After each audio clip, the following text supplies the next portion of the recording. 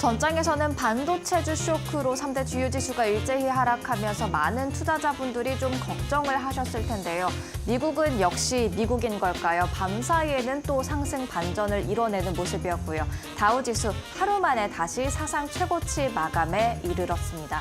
네, 지금까지 실적을 공개하고 있는 기업들 나쁘지 않은 실적 호조를 보이면서 증시의 전반적인 힘을 견인을 해주고 있는데요. 아직 남은 두 거래일 동안 미국 증시에서는 여러 기업들의 실적 발표가 더 남아 있습니다. 이번 한 주 마무리 짓기 전에 간밤 마무리됐던 뉴욕 증시에서 보내왔던 시그널들은 어떤 것들이 있을지도 체크해 보도록 할 텐데요. 간밤 뉴욕 증시 분위기 전해주시죠. 네, 3대 주요 지수 일제히 상승했습니다. 다우지수가 가장 큰 폭의 상승률을 기록했는데요.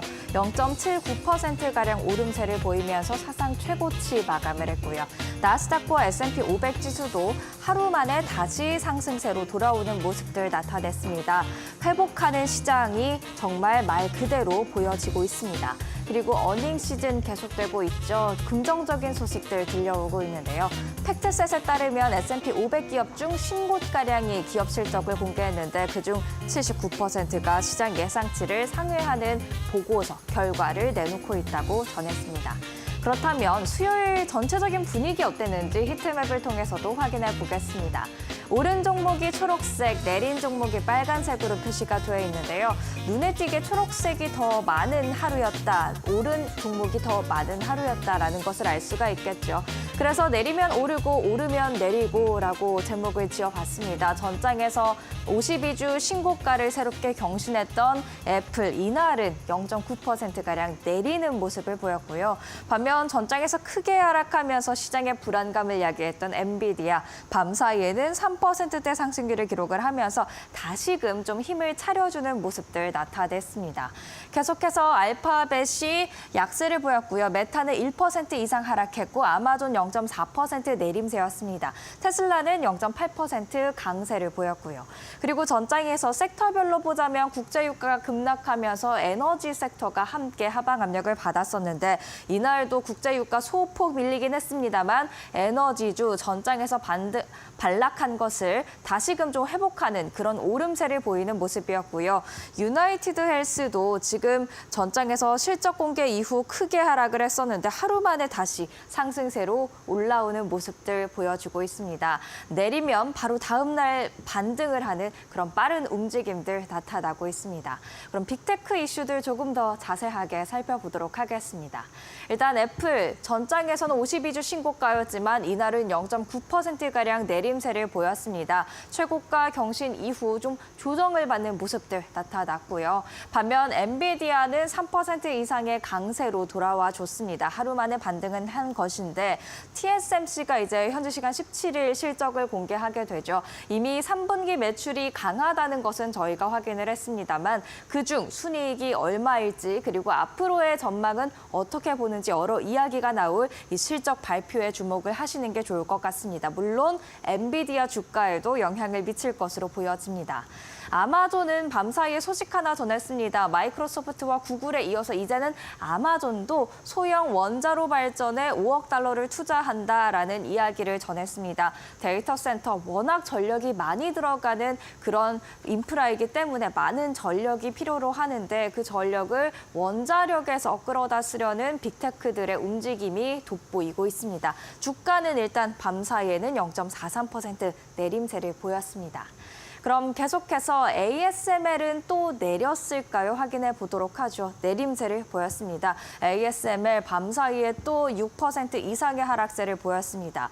전장에서 실적이 공개가 됐었는데 2025년도 매출 전망을 하향 조정한 여파가 이날도 계속 이어지는 모습을 나타냈습니다.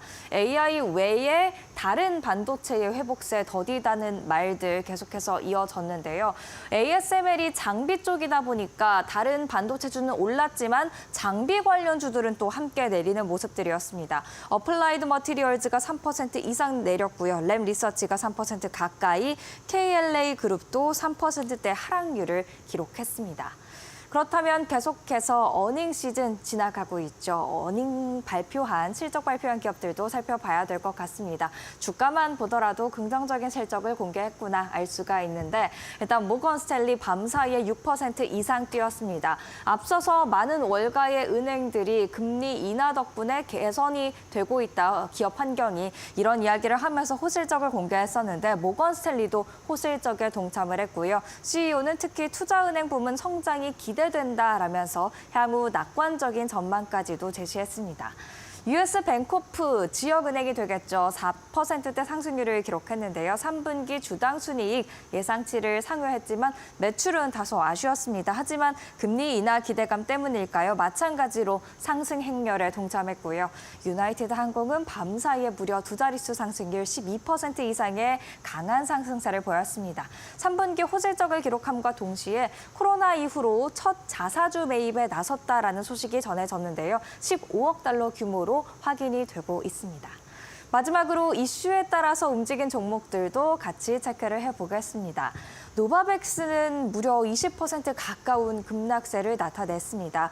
미 식품의약국 FDA가 코로나와 독감 복합 백신 그리고 독감 단독 백신에 대한 임상시험을 중단시켰다라는 소식이 들려오면서 주가 강하게 내림세를 보였는데요. 안전상의 이유로 일단 일시 중단 명령을 내렸다고 합니다.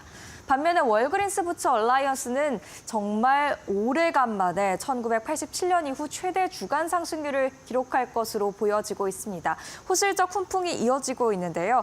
2027년까지 매장 1,200개가량을 문을 닫겠다라는 소식도 지금 훈풍으로 작용을 하고 있는 것 같습니다. 비용을 절감하고 좀 돈 되는 사업에 집중하겠다라는 전략으로 풀이가 됩니다. 제너럴모터스 밤사이에 2%대 상승률 기록했는데요. 리튬 아메리카와 합작법인을 설립한다고 합니다. 전기차의 핵심 소재를 안정적으로 확보하기 위함이라고 밝혔습니다. 이렇게 종목들 저희가 다 함께 확인을 해봤고요. 그렇다면 국채금리는 또 어떻게 움직였을까요? 국채금리 이날도 하락세로 반응을 했습니다. 2년물이 3.942%를 10년물이 4.019%를 기록하는 모습이었는데요.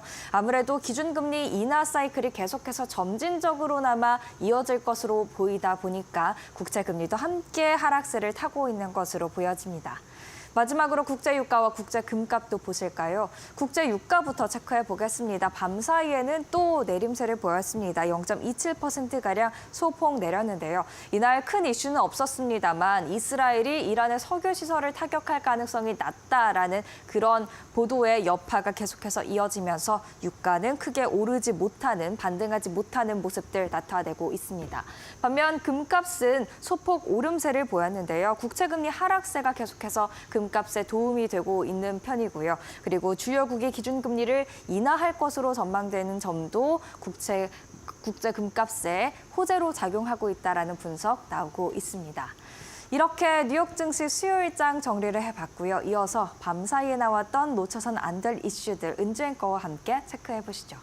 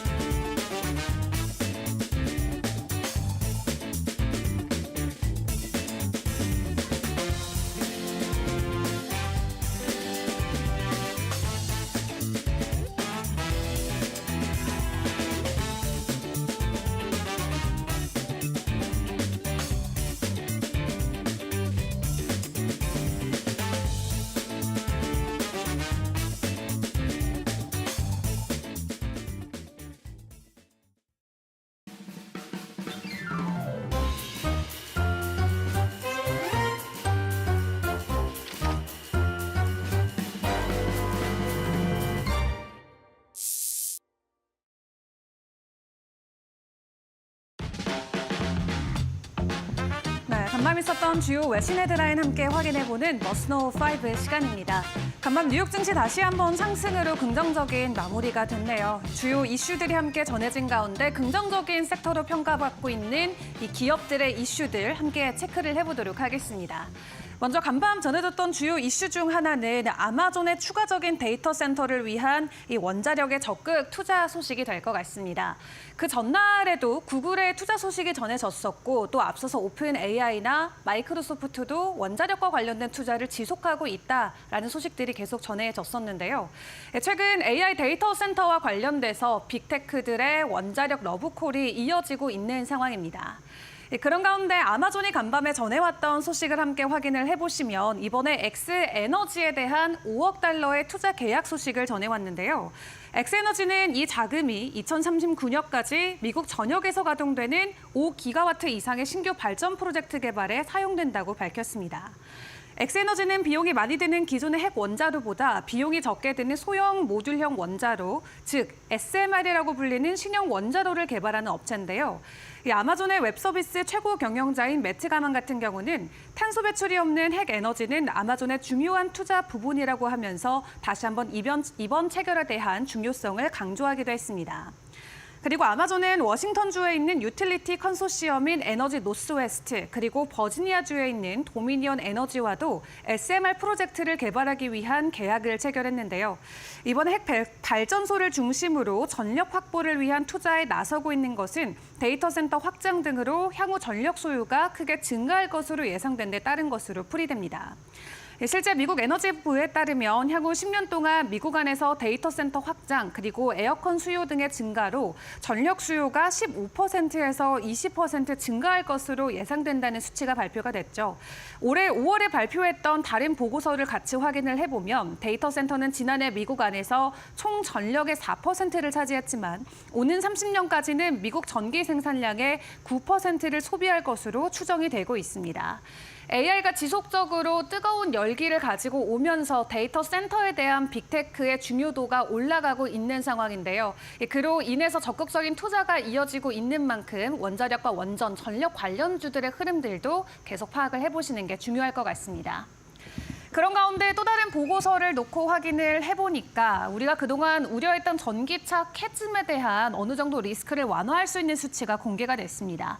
미국 안에서는 되려 전기차들의 경쟁이 심화가 되면서 수치가 뒤바뀌고 있는 상황이라고 하는데요. 이런 상황에서 추가적으로 테슬라가 저가의 차량을 내놓게 된다면 이 전기차 캐즘에 대한 우려는 확실하게 좋아질 것으로 보여지고 있습니다. 일단 테슬라가 미국 안에서는 압도적인 점유율을 차지해 왔었는데 최근에 제너럴 모터스가 1년 사이에 60% 이상 판매량이 증가하면서 굉장히 전기차와 관련된 경쟁이 심화되고 있는 분위기가 이어지고 있습니다. 그리고 작년에 전기차를 한 대도 못 팔았었던 일본의 혼다 같은 경우도 올해 3분기에만 15,000대 가까운 전기차 판매를 했고요. 또 작년 3분기와 놓고 비교를 해봤을 때 5,000대 이상 전기차 모델을 판매했던 모델 라인이 9개에 불과했지만 올해 3분기에는 15개까지 증가한 것으로 확인됐습니다. 현재 이러한 상황을 놓고는 미국의 대선 결과에 따라서 추가적인 영향은 있을 수 있다라는 분석이 있지만 소비자들이 전기차에 대한 선택폭이 증가되고 있고 또 충전 인프라가 확대되면서 이런 판매 추세도 지속적으로 증가폭이 이어질 것이라는 분석들이 나오고 있습니다. 자동차 산업 데이터 제공업체인 캘리브룩 같은 경우는 미국 시장 안에서 전기차 판매가 회복되고 있다라고 발표를 했는데요. 이번 3분기에만 미국인들은 전기 자동차를 35만 대 가까이 구매한 것으로 확인됐습니다. 3분기의 전기차 판매량은 전년 대비해서도 11% 증가폭을 보였고 모든 신차 판매의 9%가 전기차의 비율이었다고 하는데 전년 동기는 7.8%였기 때문에 훨씬 더 긍정적인 증가폭을 보이면서 새로운 기록을 써내려가고 있습니다. 그리고 테슬라만 놓고 봤을 때는 지난 3분기에 미국에서는 16만 7천 대 가까운 차량을 판매했는데요. 전년 대비해서 6.6% 증가한 수치를 보이면서 상반기보다도 긍정적인 전기차 판매량이 확인이 됐고요. 다만 테슬라의 미국 안에서의 전기차 시장 점유율 여전히 압도적이긴 합니다만 그럼에도 불구하고 다른 전기차 라인들이 지속적인 판매량이 증가가 되면서 현재는 2개 분기 연속으로 50% 미만까지 내려온 것이 확인이 됐습니다. 이러한 상황을 놓고 업계 전문가는 앞으로 충전 인프라도 개선이 되고 또 저렴한 저가 모델 라인이 출시가 되면은 전기차의 채택량은 더 늘어날 것으로 예상된다라고 이야기를 하고 있는데요. 모두를 얼어붙게 했던 올해 상반기 전기차 투심에 대한 부분이 하반기에 들어갈수록 오히려 자신감으로 바뀌는 모습들 포착이 되고 있습니다. 다만 대선 결과에 따라서 전기차 업종은 크게 흔들릴 수 있는 만큼 대선 결과와 함께 앞으로의 전기차 판매량 추이도 지켜보시죠. 이렇게 작년 대비해서 제너럴 모터스가 60% 이상의 전기차 판매량 추이를 올리고 있는 가운데 이번에는 전기차 배터리에 굉장히 중요한 원자재로 꼽히는 리튬 사업에 추가적으로 공격적인 확장을 나서는 게 확인이 됐습니다. 리튬 아메리카스와 함께 6억 2,500만 달러 투자를 진행한다라고 하는데 해당 소식으로 간밤 제너럴 모터스는 추가적인 주가 상승을 만들어내기도 했습니다. 이번 투자는 네바다주 훔볼트 카운티에서 리튬을 채굴하는 테커패스 사업의 개발, 건설, 그리고 운영에 중점을 두고 있다고 하는데요. 리튬은 전기차에 동력을 공급하는 배터리의 핵심 부품이기 때문에 미국에서 리튬과 같은 원자재를 확보하는 것은 전기차 사업의 수익성을 높이기 위해서는 매우 중요한 부분으로 풀이되고 있습니다. 이번 계약을 놓고 GM 측에서는 이 탄력적인 전기차 소재 공급망을 개발하려는 GM의 목표를 달성하기 위해서 리튬 아메리카스와 큰 진전을 이뤄서 기쁘다라고 공식적으로 입장을 발표를 했고요. 일단 리튬과 같은 중요한 원자재를 조달하면 배터리 셀 비용을 관리해서 고객들이나 투자자들에게 추가적인 가치를 제공할 수 있기 때문에 앞으로의 움직임도 긍정적으로 전망을 그려볼 수 있을 것 같습니다. 자, 그런 가운데 지금 미국 대선의 사전 투표가 본격적으로 시작이 됐죠. 본격적인 선거일이 20일도 채 남지 않은 상황인데 이번에 발표된 조사기관의 내용을 확인을 해보니까 테슬라의 CEO인 일론 머스크가 지난 3달 동안 트럼프에게 1,000억 원을 후원한 것으로 밝혀졌습니다. 머스크가 지난 7월에서 9월 동안 트럼프 전 대통령의 선거 운동을 돕는 슈퍼팩, 아메리카팩에 총 7,500만 달러를 기부한 게 확인이 된 건데요. 이 슈퍼팩은 머스크가 만든 것으로 그 기간 유일한 기부자는 사실 머스크였습니다. 한마디로 머스크는 이런 기부를 통해서 지금은 공화당의 대표적인 큰손으로 역할을 자리매김하고 있는데요. 이런 머스크의 행보를 놓고 언론에서는 내놓고 있는 보도와 시각들이 서로 엇갈린 모습을 보여주고 있습니다. 일단 로이터 측의 내용을 함께 확인을 해보시면 머스크가 설립한 슈퍼팩이 트럼프 전 대통령과 그리고 상대 민주당 후보인 카멀라 해리스 부통령 간의 초박빙 선거에서는 큰 역할을 한다, 중요하다라고 평가를 하고 있고요. 다만 머스크가 설립한 이 아메리카 팩이 여러 가지 이슈들, 잡음들을 계속해서 불러일으키고 있기 때문에 부정적인 시각으로 다루고 있는 언론들도 있습니다. 대표적으로 월스트리트 저널의 내용을 함께 확인을 해보시면은 현재 아메리카 팩 안에서 대규모 해고가 이어지고 있기 때문에 잡음이 계속해서 나오고 있다라고 이야기하고 있고요. 출범한 지 몇 달 되지 않았는데 최소 2차례에 걸쳐서 가정 방문이나 여론조사 그리고 온라인 운영 담당자들을 다수로 해고했다라고 전했습니다. 그러한 결과 때문일지 아메리카 팩은 수주에 걸쳐서 트럼프 지지 정치 광고가 크게 위축된 상황이라고 하는데요. 이래서 공화당 안에서도 이런 아메리카 팩에 정치 광고라는 중책을 맡겨도 되는 것이냐라는 볼멘 소리도 나오고 있다고 합니다. 머스크 본인도 이러한 상황을 놓고 아메리카 팩에 문제가 있다라는 점을 시인을 했고요. 여러 가지 일들이 벌어지고 있어서 유감이지만 고치기 위해서 노력하겠다라고 입장을 밝히기도 했습니다. 그런 가운데 파이낸셜 타임스 같은 경우는 이번 머스크 CEO 기부금에 대해서 세상에서 가장 부유한 남자로 불리는 일론 머스크의 이 기부금이 예상보다는 좀 적은 것 아니냐라는 입장도 있었고요. 일단 머스크는 확실하게 트럼프에게 올인을 한 상황인데 트럼프가 재선에 당선이 되면은 머스크에게 장관직을 주겠다라는 약속도 내민 만큼 이 두 명의 브로맨스가 끝까지 잘 지켜질 수 있을지 남은 20일의 대선판도 함께 확인을 해보시면 좋을 것 같습니다. 하지만 최근에 대선 시장 안에서는 확실히 기세 자체는 트럼프 쪽으로 많이 기울고 있는 상황이죠. 덕분에 트럼프의 승리를 확신해서일지 암호화폐 시장이 굉장히 뜨겁습니다. 지난 7월 이후에 가장 큰 폭의 가격 상승을 보이면서 간밤 뉴욕 시간 기준으로 비트코인은 다시 한번 68,000달러 부근까지 급등하는 모습을 보여주기도 했는데요. 불과 일주일 만에 $10,000 가까이 주가 상승이 나오면서 시장에서도 크게 환호를 하고 있습니다. 있습니다. 이 해리스보다는 트럼프 쪽에 우세가 더 가해지면서 연말까지 비트코인의 추가 상승은 불가피하다라는 입장들이 많이 전해지고 있고요.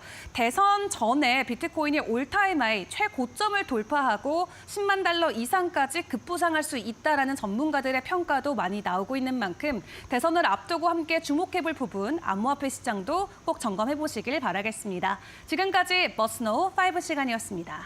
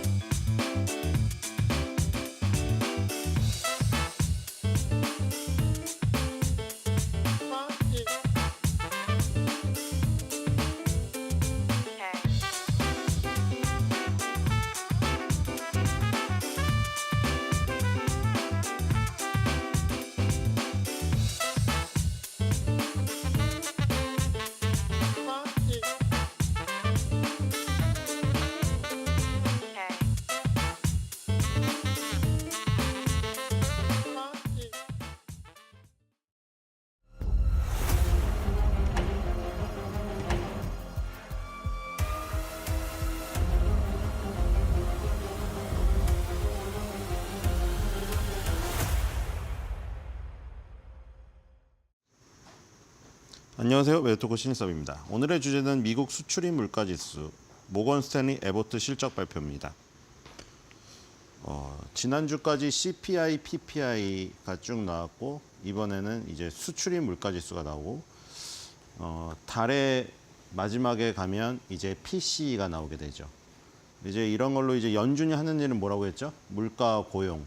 그래서 물가와 관련된 이런 그 큰 4개의 지표. CPI, PPI, 그다음 수입 수출입 물가지수. 근데 이게 발표는 이렇게 거꾸로 되는데 순서는 그 거꾸로죠. 수입을 먼저 해서 생산자가 그 수입된 그 물가를 자기가 만드는 제품의 생산자 물가에 전가를 시키고 그거를 팔아서 소비자 팔 때 소비자 물가지수에 전가를 시키는. 그러니까 수입 물가지수, 생산자 물가지수, 소비자 물가지수. 이렇게 전이가 되겠죠. 그러니까 수입 물가지수의 흐름, 세부 지표를 보면 생산자 물가지수와 소비자 물가지수가 어떤 부분에서 변했는가를 알 수가 있겠죠. 왜냐하면 그게 달걀이니까요. 수입 물가지수가 달걀이고 소비자 물가지수가 닭이겠죠. 닭이 왜 어떤 닭이 어떤 색깔로 나오는가는 달걀의 색깔이라든가 달걀의 깨지는 움직임을 보고 건강한지 아닌지 뭐 이런 것들을 알 수가 있습니다. 그다음에 수입 물가지수가 결국 중요한 거죠. 가장 중요한 건 달러의 움직임이고요. 달러랑 원자재는 보통 반대로 움직이기 때문에 달러가 하락했을 경우에는 원자재 가격이 오르는 효과가 있고요. 아니면 달러가 그대로 플랫이라고 하더라도 원자재 가격이 급등하면 뭐 지금처럼 전쟁이 일어나서건 아니면 경기가 좋아서 수요 견인으로 오르건 이런 식으로 원자재 가격, 원유 가격이나 무슨 뭐 그 다른 금속 뭐 이런 가격들이 오르면 달러가 가만히 있어도 오르겠죠. 그러니까 지금 이 수입 물가 지수가 만약에 계속해서 오른다면 결국에는 소비자 물가 지수로 전가가 될 것이고 그러면 이제 물가가 오르는 부분을 보면서 이 물가가 다시 오르기 때문에 우리가 B컷을 쳤지만 B컷을 연속으로 치기는 부담스럽다. 이렇게 판단을 내릴 가능성이 있겠죠. 연준이 하는 일은 뭐라고요? 1, 2번 물가랑 고용이니까요. 그 두 개만 평생 보고 가는 겁니다. 연준 의장도 이사회도 FOMC도 그 위에 연준도. 그러니까 지금 수입 가격 저번 달 대비해서 0.4% 급락했네요. 0.3%가 예상이었는데 마이너스 0.3, 마이너스 0.4가 나왔습니다. 전월 대비 0.4% 하락한 이 폭은 작년 12월 달 이후에 최대 폭의 하락입니다. 수입 물가 지수가 이렇게 많이 하락을 했기 때문에 결국 생산자 물가 지수, 소비자 물가 지수의 전가가 된 거죠. 지금 그래서 왜 생산자 물가 지수, 소비자 물가 지수의 세부 지표에서 어떤 부분이 빠졌는가가 여기서 일치하는 게 나오는데 바로 9월 달 에너지 수입 물가가 전월 대비 7%가 급락했습니다. 어마어마한 수치죠. 전월에는 2.9%가 하락했는데 지금 7%가 급락했습니다. 지난해 같은 기간 작년 9월 달에 지금 이 수치에 비해서 17.3% 추가 급락을 했습니다. 그러니까 지금 에너지를 제외한 수입 물가는 0.1%로 오히려 상승했거든요. 드디어 왜 그런지 지금 해답이 나왔죠. 지난주에 내내 하지 않았습니까? 헤드라인 CPI, 헤드라인 PPI만 보면은 마치 연준이 목표하는 방향으로 잘 가고 있고 그래서 B컷을 친 게 아주 여유로운 판단이었다는 반응이 다들 나오지만 거기서 에너지랑 식료품을 제외한 코어 CPI, 코어 PPI를 본다던가 아니면 주택가격까지 없애버린 슈퍼코어 CPI, 슈퍼코어 PPI 보면은 수치가 엄청나게 높았죠. 예를 들어 헤드라인 CPI, 헤드라인 PPI는 뭐 2점대, 1.8 막 이랬는데 에너지랑 식료품을 빼고 주택가격을 빼고 이러니까 4%가 넘는 물가 상승률이 나왔잖아요. 그렇죠? 그러니까 결국 뭐예요? 에너지랑 식료품 가격이 끌어내리는 역할을 했는데 그걸 빼고 나니까 나머지 뭐 서비스 수수료라든가 이런 게 엄청나게 올라버린 거예요. 그러니까 지금 여기서 지금 드러나게 됐죠. 수입 물가 지수에서 이미 에너지가 엄청나게 끌어내리는 역할을 했기 때문에 당연히 소비자 물가 지수, 생산자 물가 지수에서도 엄청나게 끌어내리는 역할을 한 거예요. 에너지 가격이 엄청나게 안정적인 거였어요. 그렇죠? 지금 중동 전쟁으로 뭐 지정학적 리스크로 오른다고 하더라도 수입 물가 지수에서 원자재 가격이 폭락을 했습니다. 그러니까 소비자 물가 지수, 생산자 물가 지수에서 에너지가 끌어내렸지만 코어로 따지면은 다 폭등한 거예요. 지금 그러니까 연준의 고민은 여기서 오는 거죠. 왜냐? 에너지 가격이 이대로 이제 하락하지 않고 상승세로 전환되는 부분이 보이고 있으니까. 그럼 이미 나머지는 지금 오른 상태인데 에너지가 끌어내려가지고 겨우 2%를 맞추고 있는데 에너지 가격이 오르고 음식료 가격이 올라버리면 연준의 물가 목표치가 흔들리게 됩니다. 그럼 이제 B컷도 못 치고 베이비 컷도 못 치겠죠. 시장은 그걸 바라고 있었을 텐데. 그렇죠? 그래서 수입 물가 지수는 폭락을 했고 수입 물가 지수 중에서 특히 에너지 수입 물가 지수가 지난해 대비 급락을 했다. 이렇게 보시면 될 것 같습니다. 뒤로 가보겠습니다. 자, 이제 공은 근데 어디로 넘어왔습니까? 결국에 저거를 생산자가 소비자한테 다 전가를 시켜서 소비자가 그냥 사면은 실적이 좋은 거죠. 그러면은 아무 필요가 없어요. 아니, 안 힘들다는데 뭐 어때요? 소비자들이 안 힘들어서 비싸게 아무리 기업이 비싸게 팔아도 나 먹고 살만하고 다 소비해주겠다. 그래서 아메리칸 익스프레스 카드니 월마트니 다 오르잖아요. 그러니까 월마트 가서 아메리칸 익스프레스를 팍팍 긁고 있는데 하나도 안 힘들어요. 아 그래? 그럼 뭐 문제 없지 뭐. 이렇게 되는 거예요. 이제 공은 기업에게 넘어온 거죠. 그래서 기업 어닝 시즌이 도래했다. 엄청나게 꽉꽉 차 있죠. ASML은 혼자 먼저 터트려버리는 바람에 그렇죠? 원래 오늘 같이 발표하기로 했는데 혼자 발표한 날 문매를 맞아버렸고요. 자, 모건 스탠리입니다. 세계의 3대 투자 회사죠. 자, 모건 스탠리 얼마나 돈을 많이 맡겼을까요? 만약에 월마트랑 아메리칸 익스프레스 카드의 실적이 지금 엄청나게 좋은 최대 실적, 역사상 최대 실적에다가 주가도 역사상 최고 주가예요. 그러니까 월마트 가서 아메리칸 익스프레스를 팡팡 긁고 그래도 돈이 나오면은 모건 스탠리에 맡겨갖고 돈 불리겠죠. 그리고 메이저리그 보러 가겠죠. 월드시리즈. 낮 12시. 볼까요? 모건 스탠리. 작년 대비 16% 매출 급증했습니다. 15.4 빌리언 달러. 그리고 순이익 32% 급증했습니다. 3.19 빌리언 달러. 주당 순이익 36% 급증. 1.88달러. 여기는 조정 주당 순이익이 아니라 BPS를 썼네요. 주당 순 자산을. 왜 그랬을까요?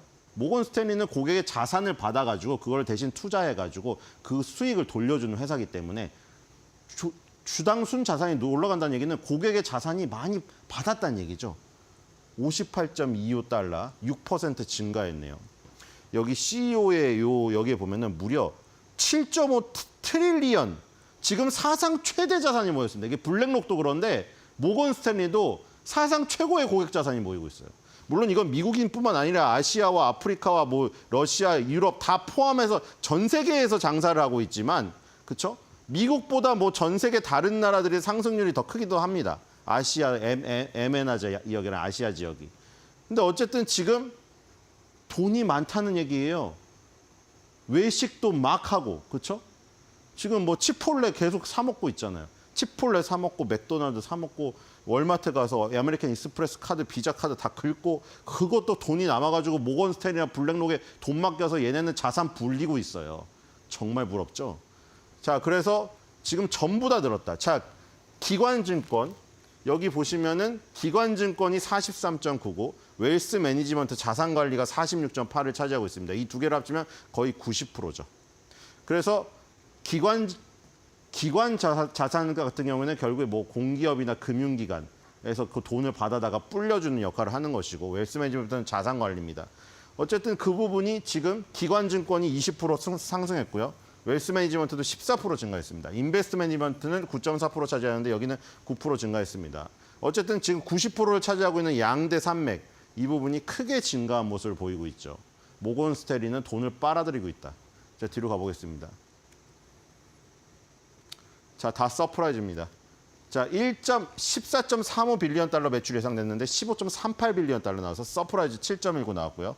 4분기 연속 서프라이즈입니다. 뒤로 가보겠습니다. 자, 어닝은 2023년도 4분기에 어닝 쇼크 한번 나왔다가 다시 3분기 연속 서프라이즈를 기록했습니다. 주당 1.59 달러 예상됐는데 1.88 달러 나와서 예, 이 지금 어닝은 폭이 더 크네요. 18.01% 어닝 서프라이즈 나왔습니다. 뒤로 가겠습니다.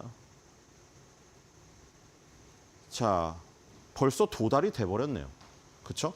평균 컨센서스가 111.50인데 지금 0.69가 내려가야 이 가격이에요. 이미 다 올라가 버렸어요. 지금 112.28이. 이미 시장 컨센서스를 상회했어요. 목표 주가 또 증권사가 다 올려야겠죠. 이렇게 되면은. 자, 뒤로 가보겠습니다. 이미 시장에서 나온 증권사 목표 주가는 다 도달돼 버렸다.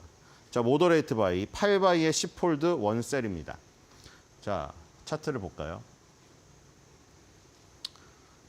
자, 일봉입니다. 자, 일봉에서 고점 추세선 날려버렸네요. 정말 무슨 스페이스 X 같네요. 폭발해버렸습니다. 자, 주봉, 월봉에서 어느 정도 수준인가 볼까요? 자, 주봉, 월봉 보겠습니다. 일봉에서는 고점 추세는 뚫어버렸고요. 자, 주봉에서 완전 날려버렸네요. 결국에는 여기 50주선에서 계속 지지를 받고 가고 있다가 한 4바닥 했나요? 1바닥, 2바닥, 3바닥, 4바닥 한 다음에 완전 날려버렸네요. 그래서 주봉에 있던 이 2023년과 2022년에 2년의 고점을 단 한 번에 날려버렸습니다. 자, 월봉으로 볼까요? 역사적 신고가일 가능성이 높은데요. 역사적 신고가. 얘네는 모건 스탠리 이런 것도 역사적 신고가예요. 엔비디아 이런 거 뭐 IT 매그니피센트 7만 있는 게 매그니피센트 7이 매그니피센트 한 100예요. 멋진 종목이 7개밖에 없는 게 아니라 100개가 넘어요. 자, 여기서 지금 결국에는 2020년의 고점 여기를 강력히 돌파하는 장대 양봉 출현했죠. 이렇게 되면 그동안의 매물을 싹 다 먹어버린 거죠. 완전 새로운 영역. 아무것도 그려지지 않은 백도화지로 간 거죠. 여기서는 이제 마음대로 화가 마음대로 그릴 수가 있습니다. 아무도 손해본 사람이었거든요. 아무도 안 팔겠죠. 지금까지는 여기 2022년과 2023년 고점에 이 사람들의 심리를 생각해 보세요. 2년 전에 물린 사람, 1년 전에 물린 사람, 자기 본전에만 오면은 물가 상승률 상관없이 팔고 싶다는 심리가 있으니까 그러니까 전고점의 저항이란 게 그래서 생기는 거예요. 그 심리 때문에. 그거를 날려버리려면 이렇게 강력한 힘이 필요한 거죠. 이건 일봉도 아니고 월봉이에요. 그러니까 지금 이거는 2년짜리 수렴형을 폭발시켜버린 거죠. 이렇게 되면 2021년에 나왔던 이 상승이 복제로 여기서 나올 가능성이 있어요. 파동 복제거든요. 2년간의 흐름을 이 수렴의 흐름을 뚫어내고 다시 지금 2021년의 상승을 재현할 가능성이 있다. 엄청 시세가 좋죠. 자, 뒤로 가보겠습니다. 자, ASML은 미리 발표가 나와버렸고 뭐 저기 매그니피센트 7은 아니지만 매그니피센트 7을 좌지우지하는 애죠. ASML이. 그다음에 모건 스탠리는 3대 투자 회사고. 그다음에 에보트, 레보토리스.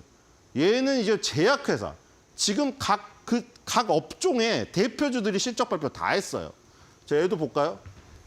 5% 증가했습니다. 매출 5% 증가해서 10.6 빌리언 달러. 자, 순이익은 15% 증가해서 1.6 빌리언 달러. 뭐 다 죄다 서프라이즈입니다. 주당 순이익 15% 증가해서 0.94 달러. 그리고 조정 해줬더니 더 올라갔습니다. 일회성 비용 제거했더니 1.21까지 올라갔어요. 6% 증가했고요. 자, 얘는 가장 많이 차지하는 게 제약사인데 의료기기에 특화된 제약사예요. 여기 지금 메디컬 디바이스 있죠. 의료기기가 44.5니까 반이에요. 의료기기 회사라고 볼 수가 있겠죠. 뉴트리션 영양이 19.7이고 요 지금 이스티블 파마스티컬스 여기가 13.1%입니다. 이렇게 차지하고 있는데 여기는 의료기기 회사라고 할 수가 있죠. 주로 어디 의료기기냐? 당뇨병 의료기기입니다. 우리가 제1형 당뇨랑 제2형 당뇨가 있잖아요. 그 제2형 당뇨가 대부분 우리가 부르는 당뇨병입니다. 당뇨병의 가장 대표적인 지금 왜냐하면 일라이리 노보노디스크 워낙에 비만 치료제가 지금 저기 세상의 이슈잖아요. 우리나라에 위고비가 들어왔고 원래 다 당뇨병 치료제에서 시작했죠. 제2형 당뇨. 그러니까 제1형 당뇨는 아예 인슐린이 안 나와버려요. 췌장에서 인슐린이 안 나와버려요. 그러니까 그런 건 1형 당뇨인데 소아에서 대부분 발현돼요. 소아나 청소년기가. 근데 2형 당뇨는 인슐린이 나오긴 나오는데 비만이라던가 다른 어떤 식습관 때문에 인슐린 저항성이 생겨서 밀어내요, 몸에서. 그래서 그 저항성을 없애주는 그 기존으로 만들었던 것들이 다 오젬픽 뭐 이런 것들이에요. 빅토자. 그런 것들을 기반으로 해가지고 나중에 싹센다 위고비가 나오게 된 거죠. 비만 치료제로 변형해갖고. 그러니까 지금 보시면 일라이르랑 노보노디스크가 역사상 최고가를 가고 노보노디스크는 유럽 시가총액 1위를 차지하고 있잖아요. LVMH를 제치고. 그럼 여기랑 연관된 거죠. 왜냐하면 당뇨 환자의 80%가 비만입니다. 아까 말한 대로 제2형 당뇨가 왜 많이 나오냐면 비만 환자들이 식습관 자체가 폭식이에요. 그리고 다 비만이에요. 대부분 당뇨를 같이 달고 다닙니다. 그러니까 이 의료기기도 당연히 필요하죠. 웨어러블로 요즘에는 24시간 자기의 그 당뇨 두 가지가 대표적이에요. 혈액 속의 포도당 수치가 높고 인슐린이 잘 안 나오는 게 그게 당뇨 환자들의 특징입니다. 그거를 계속 체크해 줘야죠. 그 체크해 주는 의료기기. 그러니까 그 당뇨 치료제랑 세트로 가는 겁니다. 지금 일라일리 노보노디스크가 다 날아가고 있잖아요. 그럼 당연히 에보트 레보레토리스도 좋은 거죠. 얘는 당뇨병 의료기기니까요. 그래서 결국에는 지금 미국 쪽에 10% 증가했고요. 다른 나라 국제는 2%입니다. 역시 미국. 그렇죠? 맨날 뭐 지금 이게 뭐 사실 일론 머스크나 뭐 지금 1,000억 달러씩 막 트럼프한테 뿌리는 사람이야. 그거를 맞아서 조금 괜찮겠지만 일반 서민들은 다 띠룩띠룩 살이 쪄 있단 말이죠. 그러니까 그런 사람들은 뭐 다 무슨 위고비로 180만 원 한 달마다 맞을 수가 없어요. 어쨌든 이런 의료 기기를 통해서 관리를 하면서 식습관을 조절하고 뭐 이런 식으로 나갈 수밖에 없겠죠. 그래서 이 에보트의 실적이 굉장히 좋은 것은 일라일리 노보노디스크랑 결국 연관되어 있다. 이렇게 보시면 될 것 같고요. 뒤로 가겠습니다. 자, 4분기 연속 서프라이즈입니다. 10.37 빌리언 달러 매출 예상됐는데 10.38 빌리언 달러 나왔고요. 네, 어닝을 보겠습니다. 어닝도 4분기 연속 서프라이즈. 1.10 달러 예상됐는데 1.14 달러 나왔습니다. 자, 뭐 업종 대표주는 뭐 서프라이즈 아닌 곳이 없군요, 얘네는. 자, 여기도 거의 도달됐어요. 지금 9.54%만 오르면 시장의 평균 목표치에 도달돼 버립니다, 지금. 129.06이 평균 목표치고요. 143달러까지 나왔고요. 뒤로 가보겠습니다. 어우, 스트롱 바이예요. 그쵸? 스트롱 바이. 14바이의 3홀드입니다. 강력 매수 의견이죠. 뒤로 가보겠습니다. 미국은 의료기기 회사도 좋습니다. 의료기기 회사들이 전부 신고가요. 에보트 말고도 다른 영역도 다 그래요. 자, 지금 고점 추세선을 연결해서 여기도 지금 고점 추세선을 일단 뚫었네요. 그리고 이쪽 여기서 올라가는 이 채널 상단 여기까지 지금 열려 있는 거죠. 여기를 가면 이제 평균 목표가를 넘어서게 되겠네요. 일단 일봉에서는 122달러가 단기 목표가로 보인다. 자, 주봉으로 보겠습니다. 뭐 이런 단기 추세선보다 장기적인 흐름이 더 우선시되죠. 자, 일단 굉장히 많은 저항들이 보이죠. 2024년도 초반에 있었던 이 125달러의 저항과 그 전에도 2023년도와 22년도 저항이 이 라인에 굉장히 많이 있습니다. 125달러가. 그렇죠? 월봉으로 가보겠습니다. 자, 역시 수렴하고 있군요. 아까 모건 스탠리 보셨죠? 2년 동안 수렴하다가 터질 때 엄청나게 강한 힘이 나오죠. 얘도 지금 힘을 엄청나게 모으고 있네요. 아까 모건 스탠리는 급등한 다음에 위에서 지금 모으고 있었는데 얘는 약간 주저앉은 다음에 모으고 있는데 어쨌든 여기 가장 중요한 선이죠. 50개월 선. 50개월 선하고 여기 200개월 선은 너무 멀죠. 50개월 선이 중요한 이유는 여기 나옵니다. 다 50개월 선 지지죠. 다 2020년도 코로나 때 이렇게 정확할 수가 있나요? 50개월 선이 의미가 상당히 있다는 건 여기서 증명이 되는 겁니다. 그렇죠? 어떻게 이 꼬리를 이렇게 딱 달아요? 이 우연일까요? 아니죠. 이런 거 많이 봤죠, 지금? 그 다음에 지금 50개월 선을 살짝 깼다가 올라갔다 깼다가 올라갔다 깼다가 올라갔다 지금 올라가 있죠. 일단 이 전체를 수렴으로 본다면 얘도 지금 1년 넘게 수렴입니다. 2022년부터죠. 2년 동안 수렴하고 있죠, 이거 지금. 만약에 이거 2년 동안 수렴하던 이 과정이 만약 터진다면은 140달러까지 치솟을 수 있습니다, 이거. 그렇기 때문에 이 수렴형 돌파되는 순간에는 모건 스탠리처럼 추격 매수를 해야 된다. 이렇게 보시면 될 것 같습니다. 자, 그래서 오늘 에보트와 모건 스탠리 실적 살펴봤는데 부럽죠? 다 어닝 서프라이즈고, 네, 굉장히 실적이 좋습니다. 이렇게 되면은 연준이 잠깐 단기적으로 뭐 실책을 했다고 무슨 뭐 어떤 언론에 뭐 저기가 있어도 기업의 실적을 다 누르고 그냥 가는 겁니다. 지금 다 신고가죠, 미국 지수는. 그럼 그냥 파월은 하는 일 잘했다고 하는 겁니다. 되는 겁니다. 자, 한 줄 매도평입니다. 가을 운동회의 꽃, 릴레이가 스타트. 기업, 연준과 바통 터치.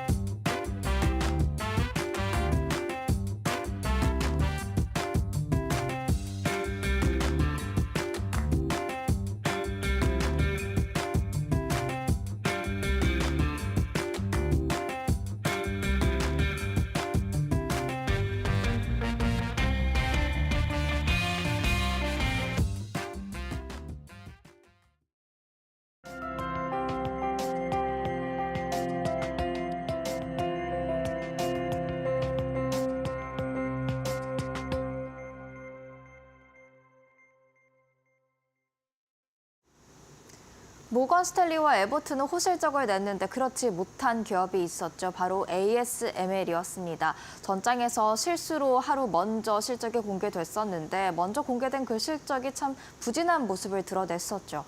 그러면서 ASML의 주가뿐만이 아니라 반도체 전반에 강한 하방 압력이 가해졌었는데 지금 밤사이에도 ASML의 주가는 여전히 충격 속에 머물고 있는 모습을 보였습니다. 반도체주 앞으로 어떻게 바라봐야 할지 쌓인 시간을 통해 확인해 보겠습니다. 여전히 충격받고 있는 ASML입니다. 사실 엔비디아 밤사이에 3%대 강세를 보이면서 하루 만에 반등을 나섰거든요. 하지만 ASML의 주가는 여전히 하락세입니다. 밤사이에도 6% 이상 추가로 또 하락을 했고요. 실적 발표 이후 급격히 하락하고 있는 ASML의 주가를 확인할 수가 있었죠. 지금 실적에 대한 우려 때문에 그렇습니다. 인공지능을 제외한 다른 반도체 분야 수요 회복이 더뎌서 글로벌 반도체 제조업체들이 주문을 미루고 있다. 주문을 미루고 있다는 것은 곧 실적이 부진할 것으로 보인다라는 뜻으로 해석되면서 ASML의 주가가 계속해서 하락세 이어가며 충격 속에 머물고 있는 것이죠. 그렇다면 ASML 실적이 도대체 어떻길래 이렇게 부진하다고 예상을 하고 있는 건지 좀 살펴보도록 하겠습니다. 일단 3분기 실적은 그래도 선방했습니다. 매출 74억 6,700만 유로로 전년 동기 대비 12% 가까운 성장률을 보였고요. 순이익도 20억 유로를 넘게 발표하면서 전년 동기 대비 마찬가지로 11%대의 증가율을 보였습니다. 3분기 실적만 놓고 보면 나쁘지 않거든요. 하지만 문제가 된 건 바로 여기입니다. 장비 예약이 생각보다 너무 없었습니다. 주문 후 실제 수령까지 최소 1년이 걸리는 만큼 이 예약은 향후 반도체 기업들이 반도체 업계 전망을 어떻게 바라보는지 좋게 바라본다면 미리 기계를 많이 사들여야 되니까 주문이 많을 테고요. 안 좋게 바라본다면 투자를 좀 미룰 수 있기 때문에 주문이 적을 텐데 3분기 예약 액수가 26억 유로에 그쳤습니다. 전년 동기 대비가 전망치가 56억 유로였기 때문에 굉장히 절반도 안 되는 수치였다라는 점에 지금 시장이 크게 실망한 것으로 보여지는데요. 또한 3분기 중국 매출 비율이 47%였다면 내년은 20%로 쪼그라들 것으로 예상이 되고 있습니다. 중국에 대한 수출 통제가 매출에 어떤 영향을 주는지 파악할 수가 있는 건데 대중 수출 규제는 조금 더 가해질 것으로 예상이 되고 있는 만큼 ASML 말고도 다른 반도체주도 이처럼 힘들겠구나라는 생각에 전장에서는 반도체주가 함께 하방 압력을 받았던 겁니다. 그리고 ASML은 그 가운데서도 전혀 회복하지 못하는 모습인데요. 도대체 우리는 왜 이렇게 ASML의 실적을 중요하게 다루고 있는 걸까요?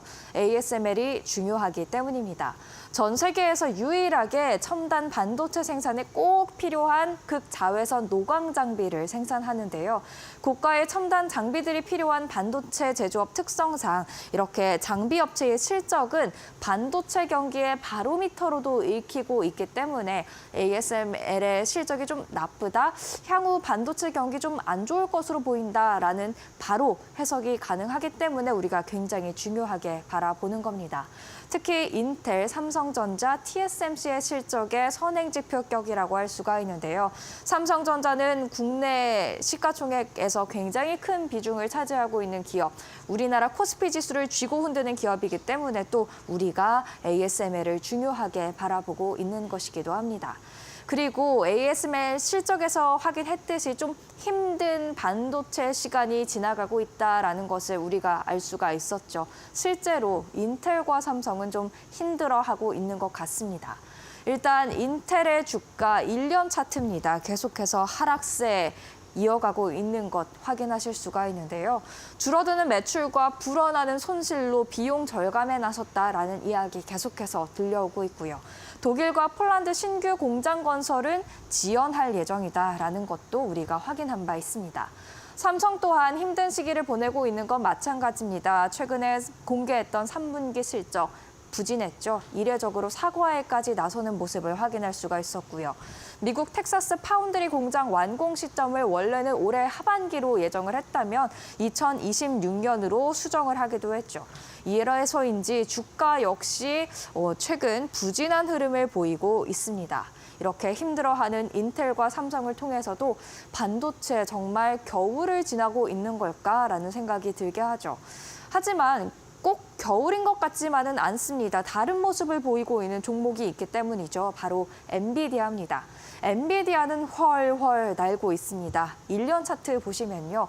정말 힘든 시기, 조정을 받는 시기도 있기는 했지만 가파른 상승세를 보여왔었죠. 그리고 최근 코멘트들도 함께 보시죠. 수요가 너무 많아서 공급량이 따라갈 수 없다라는 이야기 계속 들려오고 있고요.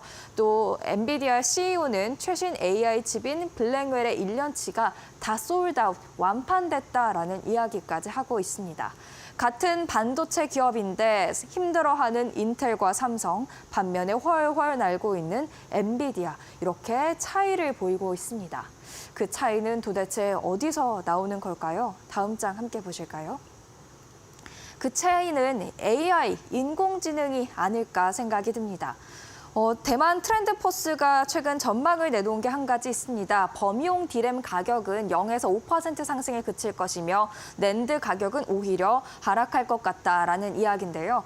반면에 HBM이 포함된 디램 가격과 AI 서버에 주로 탑재되는 기업용 SSD는 각각 최대 13% 그리고 최대 5% 가격 상승이 있을 수 있다. 이런 전망을 내놨습니다.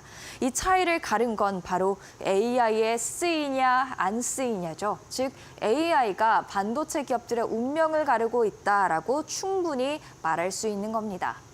그래서 AI 관련된 기업들의 주가를 또 따로 한번 살펴봤는데요. 사실 인텔과 삼성은 AI 쪽에서는 조금 밀리고 있지만 엔비디아, 마이크론 테크놀로지는 모두 다 강한 상승세 최근 들어 보이고 있고요. 그리고 밤 사이에도 크게 오르는 모습이었습니다.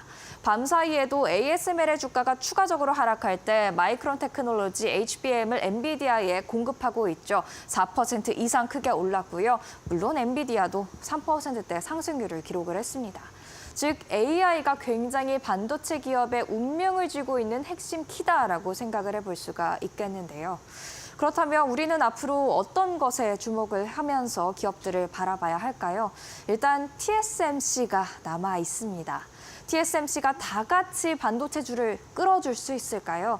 일단 세계 1위 파운드리 업체인 TSMC, ASML의 최대 고객사이자 엔비디아 또 애플의 공급 업체가 되겠습니다. 그리고 현지 시간 17일 3분기 실적 발표에 나서게 되는데요. 일단 3분기 매출이 전년 동기 대비 36.5% 증가하면서 강력했다라는 사실은 우리가 이미 확인한 바 있고요.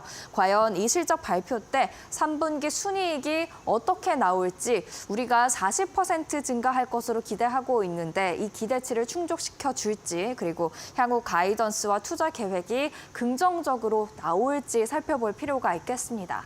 만약 TSMC가 정말 강한 어닝 서프라이즈를 보여준다면 반도체주 다 함께 다시 한번 웃을 수 있겠지만 그게 아니라면 가던 AI 반도체 주들만 다시 한번 달리는 그런 모습들이 나타나지 않을까요? 그래서 오늘의 사인은 이렇게 한번 정리를 해보고자 합니다. 동백꽃 대사 중에 이런 이야기가 있었습니다. 너희 집엔 이런 감자 없지? 이런 이야기가 있었는데 이것을 조금 변형해서 너희 집엔 AI 없지라는 대사를 해볼 수 있을 것 같은데요.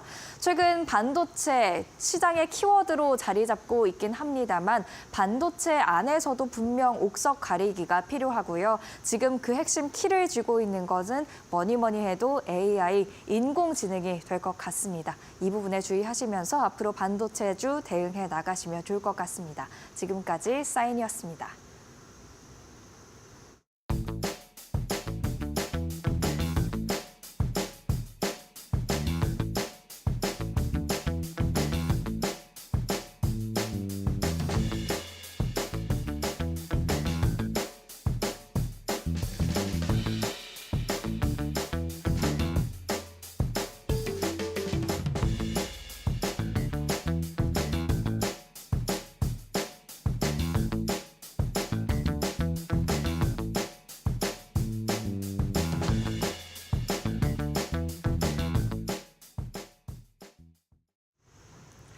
네, 어제 미국에서 전반적으로 하락세를 보이며 마무리 지었던 증시의 여파가 국내 증시에 그대로 들여졌습니다. 그럼에도 장 막판에 약간은 힘을 내주면서 국내 증시가 상승 기조로 돌아서려는 움직임을 보여주기는 했는데요.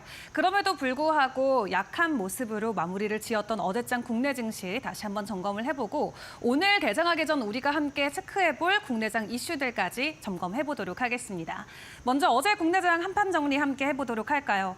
어제도 외국인들, 기관들, 그리고 개인들의 매수 흐름은 서로 엇갈렸습니다. 개인들만 국내 증시에서 매수 흐름을 이어갔고요. 외인과 기관들은 계속해서 매도세를 보였습니다. 어제 코스닥이 1% 넘게 하락을 한 채 765선까지 내려왔고 코스피는 0.8% 하락을 보였는데요.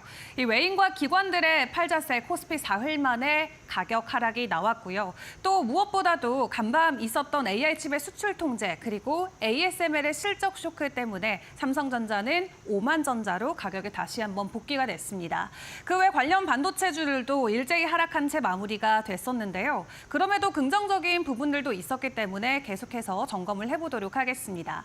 어제 추가적으로 또 변동성이 나왔던 부분은 트럼프 트레이드와 관련해서 다시 한번 가능성이 좀 커지자 신재생 에너지주들이 하락을 보였고 방산주들은 추가적인 상승을 보이면서 외국인들이 어제 많이 사들였던 한화 에어로스페이스나 현대 로템 같은 경우는 52주 신고가 다시 한번 돌파해내는 모습을 보여주기도 했고요.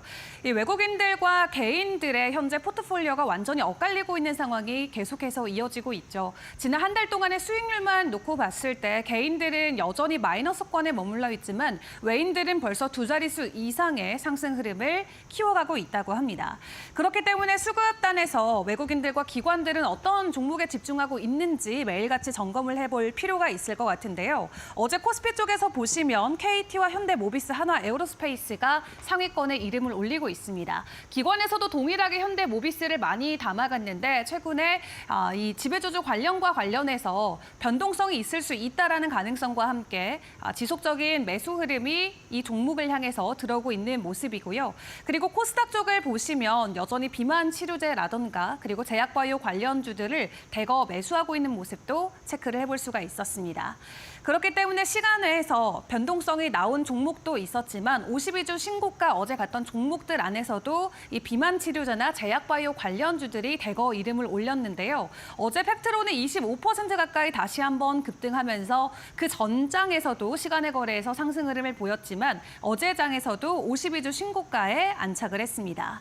그리고 KT 같은 경우는 어제 외국인들이 가장 많이 매수한 종목으로 이름을 올렸었는데 3분기에 실적 기대감과 함께 마이크로소프트의 파트너십이 계속해서 모멘텀이 이어지면서 어제 4% 추가 상승 나온 채 52주 신고가 달성을 했고요. 이 섹터와 이슈단에서의 흐름도 확인을 해보시면 반도체는 부진했지만 2차 전지주들이나 의료기기 관련주들을 비롯해서 제약바이오 관련주들이 가장 강한 상승을 보였습니다. 역시나 4분기에도 제약바이오를 계속 봐야 될까요? 이 비만 치료제 이슈와 함께 어제도 관련주들이 상한가에 안착하는 등 굉장히 강력한 시세가 장중에 나왔고요. 다만 시가총액 상위 종목 기준으로 놓고 봤을 때 대형 제약바이오주들은 1%에서 2%대 하락세를 보였습니다. 그 외 종목들, 테마단에서 움직이는 종목들이 강한 상승을 보였었는데 어제 페노피브레이트라는 고지혈증 치료제가 비만, 당뇨, 신부전도 예방할 수 있다라는 연구 결과가 한번 부각이 되면서 관련주들이 급등하는 모습이 나왔습니다. 대표적으로 한국파마가 상한가 안착을 했고 이 피노피브레이트의 성분을 보유하고 있는 회사들도 두 자릿수 이상의 상승 흐름을 받아갔는데요. 대화제약과 명문제약이 각각 15%와 10%대 상승 흐름을 보였습니다. 그리고 위고비, 이 비만 치료제 관련주들 어제도 굉장히 강한 상승을 보였었는데 제넥신이 상한가 안착을 했었고 펩트론은 이제 일라일리와 함께 플랫폼 기술 평가 계약 소식의 모멘텀이 이어지면서 어제도 25%대 상승 흐름을 보였고요. 이 위고비의 단가 상승 기대감까지 현재 나오고 있습니다. 이미 글로벌에 출시했을 때도 없어서 못 팔았던 제품이기 때문에 국내에 출시하고 나서 사이트가 다운될 정도로 굉장히 강력한 수요가 몰리고 있는데 국내에서도 없어서 못 파는 현상이 이어진다면 오히려 단가 상승까지 이어질 수 있어서 수익률이 더 극대화될 수 있다는 기대감이 계속 나오고 있고 증권사의 입장도 함께 확인을 해보면 국내 제약바이오 관련주들도 현재 자체적으로 비만 치료제를 적극적으로 개발하고 있는 만큼 이 위고비 모멘텀과 맞물려서 제약바이오 관련주들의 추가적인 상승이 계속 나올 수 있겠다라는 평가도 있습니다. 계속해서 지켜보시고요. 코로나19 관련주들 어제 진단키트 관련주들의 상승 흐름이 또 있었었죠. WHO에서 넥스트 팬데믹 경고를 했습니다. 아직까지도 엔데믹, 이 코로나19 엔데믹 상황이 이어지고 있는 가운데 최근 수위가 높은 감염병 17가지가 발생했다라는 소식과 함께 경고의 목소리를 냈습니다. 덕분에 최근에 좀 주가 하락이 나왔었던 진단키트 관련주들 주가 상승을 함께 보인 채 제약바이오 관련주들 다 같이 올라가는 모습이 나왔습니다. 또 금리 인하 시기 사이클과 맞물려 있기 때문에 4분기에 대한 기대감이 계속해서 커져가고 있는데 주도주 자리에 이제 완전히 제약바이오주에게 내어줘야 될지 앞으로의 흐름들도 같이 점검을 해보시고요. 오늘 개장하기 전에 우리가 확인해 볼 이슈들도 같이 점검을 해보도록 하겠습니다. 어제 시간에서 상한가 갔던 종목, 두 종목 점검해 보도록 할 텐데요. 수성 웹툰 같은 경우는 자체적인 공시와 함께 시간에서 상한가 안착했습니다. 제3자 배정의 유상증자 소식을 전해왔고요. 한세스24홀딩스도 어제 또 시간의 거래에서 상한가 안착을 했는데 지금 한강 작가의 책이 엿새 만에 100만 부를 돌파했다는 소식과 함께 추가적으로 전해진 소식은 한강 작가의 차기작 발표가 있을 것이다. 그리고 단독 기획도 준비하고 있다는 소식입니다. 덕분에 출판 관련주들 연일 급등을 이어갔는데 어제장에서는 차익 실현이 조금 나왔었죠. 다만 시간에서 다시 한번 변동성 나온 만큼 오늘 장중의 흐름들도 꼭 체크를 해보시면 좋을 것 같고요. 또 다른 국내 이슈로 체크가 가능한 부분은 이 테슬라의 초기 멤버였던 현재는 제너럴 모터스의 부사장인 피터가 한국을 찾는다고 합니다. 다음 주면은 한국에 도착한다라고 하고 현재 제너럴 모터스의 한국 공장이 총 3곳이 있는데 그 3곳에 대한 공장 실사를 전부 다 진행을 한다고 합니다. 지금 제너럴 모터스는 한국에 전기차 공장은 없습니다. 전기차 생산 라인이 없는데 이번에 와서 아마도 전기차 그리고 하이브리드 생산 라인을 개설하기 위한 논의가 이어질 것으로 보여지고 있고요. 또 간밤 미국 쪽에서 전해졌던 소식 중에 하나가 이 미국 안에서의 3분기 전기차 판매량이 계속해서 증가한다는 소식이 있었는데요. 작년 3월 3분기와 비교해 봤을 때도 긍정적인 수치가 확인이 되고 있고, 그리고 지금까지는 테슬라가 홀로 독주하고 있었던 전기차 시장에 다른 브랜드들의 전기차 판매량이 급증하고 있다는 수치가 확인이 된 만큼 이번에 국내에서 만약 새롭게 전기차 공장 라인이 생산이 된다면 역수출과 관련된 기대감도 다시 한번 가져가 볼 수 있을 것 같습니다. 다음 주에 방문하는 만큼 추가적인 소식들도 같이 챙겨보시면 좋을 것 같고요. 그 외에 미국에서 우리가 가지고 올 수 있는 시그널들도 연결을 해보도록 하겠습니다. 최근 미국의 빅테크 기업들이 엄청난 원전 사랑을 보여주고 있죠. 어제 같이 이 시간을 통해서 확인을 했었던 게 구글의 SMR 전력 구매 계약 사건이었습니다. 2030년도부터 가동 예정이라고 하는데 어제 구글 소식 덕분에 원자력 관련주들 장중에도 변동성이 있었고요. 간밤 새벽에는 이번에 아마존이 소식을 가지고 왔는데 도미니언 에너지 그리고 에너지 노스웨스트와 함께 SMR 개발을 추진한다고 합니다. 어쨌든 빅테크들이 이렇게 지속적으로 원자력과 관련된 이슈를 전해오는 것은 전력이 부족하기 때문에 이 AI 데이터 센터를 위해서 전력을 확보하기 위함으로 볼 수가 있겠죠. 그 전에 앞서서 마이크로소프트나 오픈 AI 또한 SMR과 관련된 투자 소식을 전해왔습니다. 지난 한두 달 사이에 미국 대형 빅테크들의 원자력 투자 소식이 대규모로 전해지면서 국내에서도 다시 한번 원자력과 관련된 기대감을 키워가도 좋을지 지켜봐야 될 것 같은데요. 사실 7월에 있었던 체코 수주 때 잠깐 반짝였다가 그 뒤로 주가 하락이 연일 이어졌었습니다. 그렇기 때문에 원전 관련해서 또 손실을 보신 분들도 많이 계실 것 같은데 이번에 이런 원자력 데이터 센터와 관련된 소식이 원전주들에게 추가적인 주가 상승을 강하게 불러일으킬 수 있을지 지켜보시는 것도 좋을 것 같고요.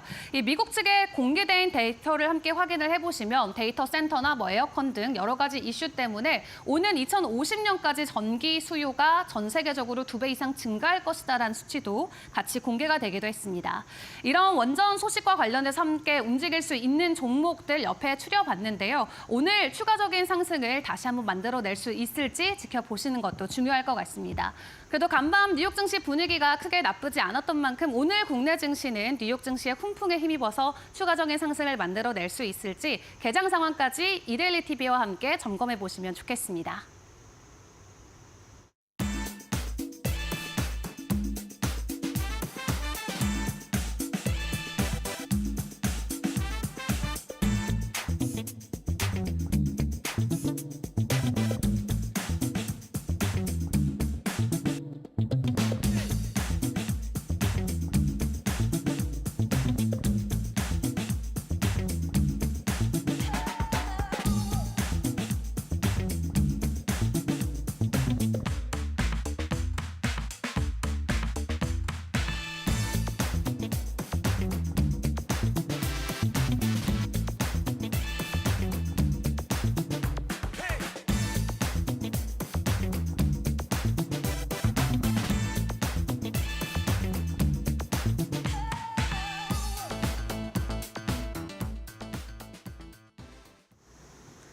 국내 증시 개장하기 전에 뉴욕 증시에서 보내온 시그널들 조금 더 자세하게 더 포착을 해 나가보도록 하겠습니다. 일단 3대 주요 지수 밤 사이에 분위기 나쁘지 않았습니다. 어제는 하락하더니 다시금 힘을 차려줬죠. 3대 주요 지수 일제히 상승 마감했는데요. 다우지수 0.8%가량 가까이 오르면서 사상 최고치에서 다시 한번 마감하는 모습 나타냈습니다. 나스닥이 0.28%, S&P 500 지수 0.47% 강세를 보였는데 하루 만에 다시 반등 힘을 차린 뉴욕 증시죠. 국내 증시도 하루 만에 다시 힘을 차릴 수 있을지 지켜보시는 게 좋을 것 같습니다. 빅테크의 흐름은 조금은 엇갈렸습니다. 전장에서 올랐던 종목들 내리고 내렸던 종목들 오르는 그런 모습들 확인을 할 수가 있었는데요. 전장에서 52주 신고가 기록했던 애플 이날은 소폭 조정을 받았습니다. 0.9%가량 내림세를 보였고요. 엔비디아는 다시 강하게 치고 올라왔습니다. 3%대 상승률 기록했습니다.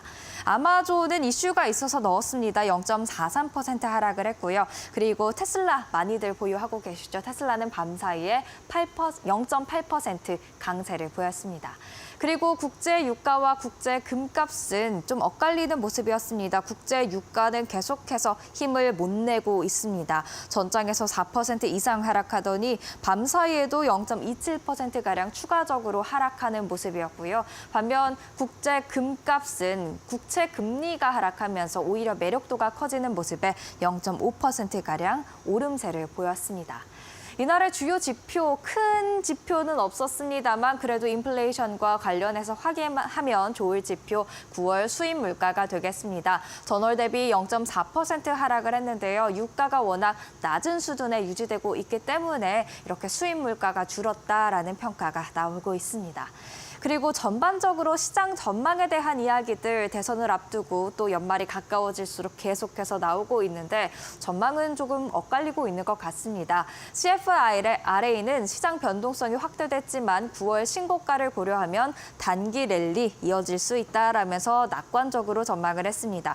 사실 9월은 좀 힘든 시간을 보내는 게 보통인데 이때 신고가를 기록했다는 것은 10월에도 또 11월에도 계속해서 좋은 분위기 이어갈 것을 기대해 볼 수 있다라는 의견이었고요.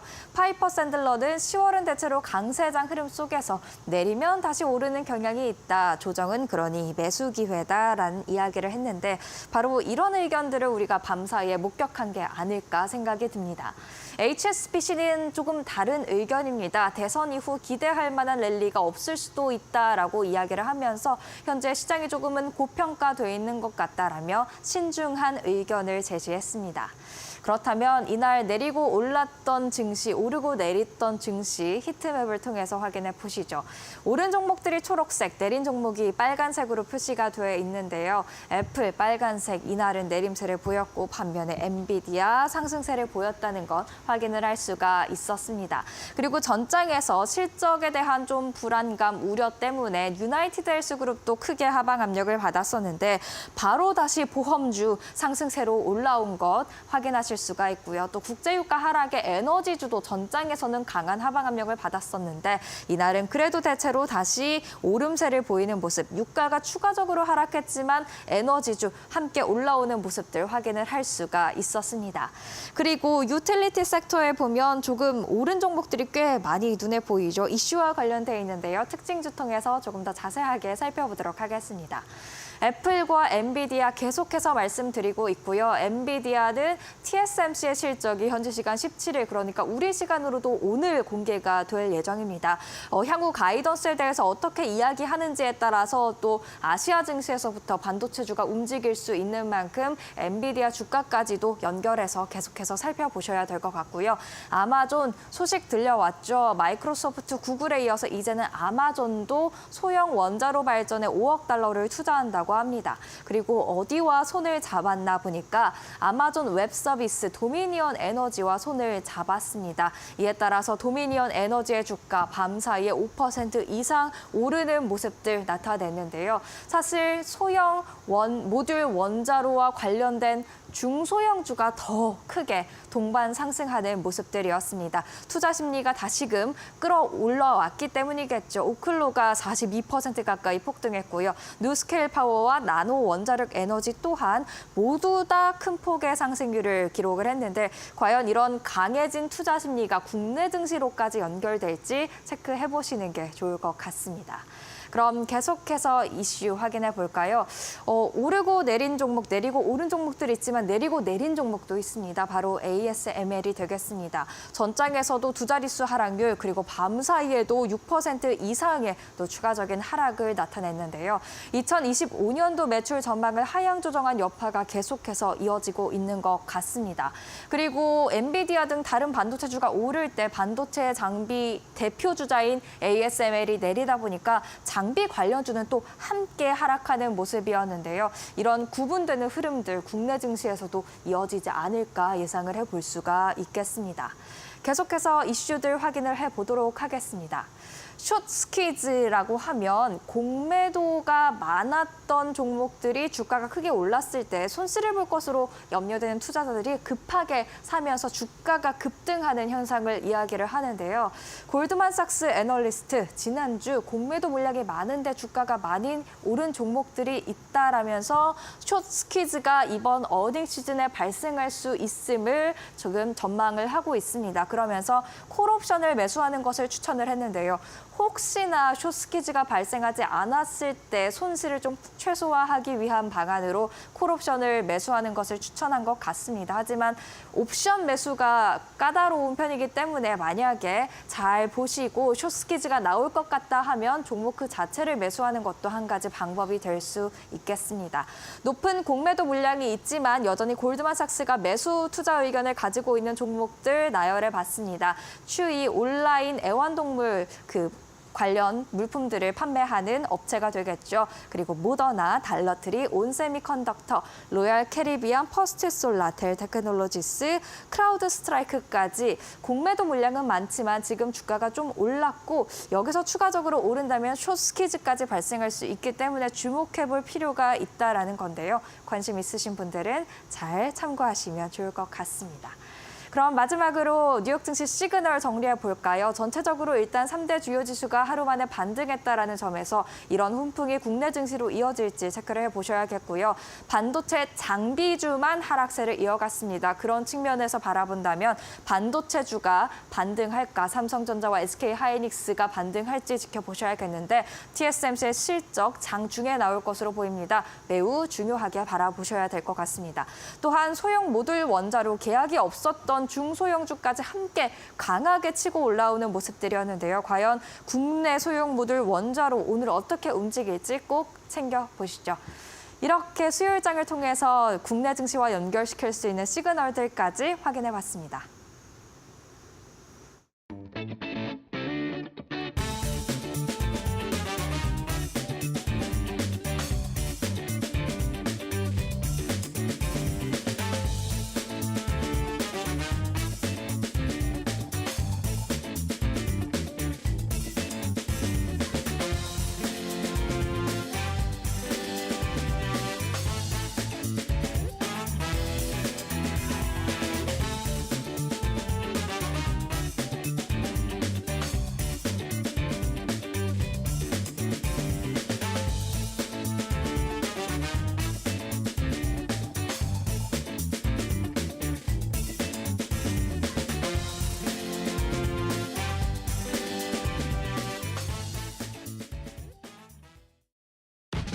가야 되겠다.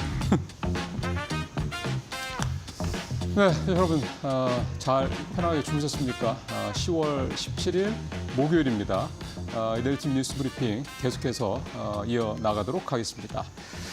첫 번째 소식은 이제 확실히 노란색이 눈에 확 들어오네요. 이 은행나무, 노랗게 물든 은행나무 잎에다가 이렇게 표를 만들어놨습니다. 잠시 후에 이제 표 설명을 좀 드리고요. 제목 얘기를 좀 해야 되겠죠. 밸류업 공시 온다, 은행주 쓸어 담는 외국인. 어제까지 삼성전자 26일째 외국인이 순매도했지 않습니까? 그러니까 외국인이 요즘 삼성전자를 대하는 모습은 굉장히 좀 쌀쌀맞은 뺑덕어멈 같은 뭐 그런 모습이다.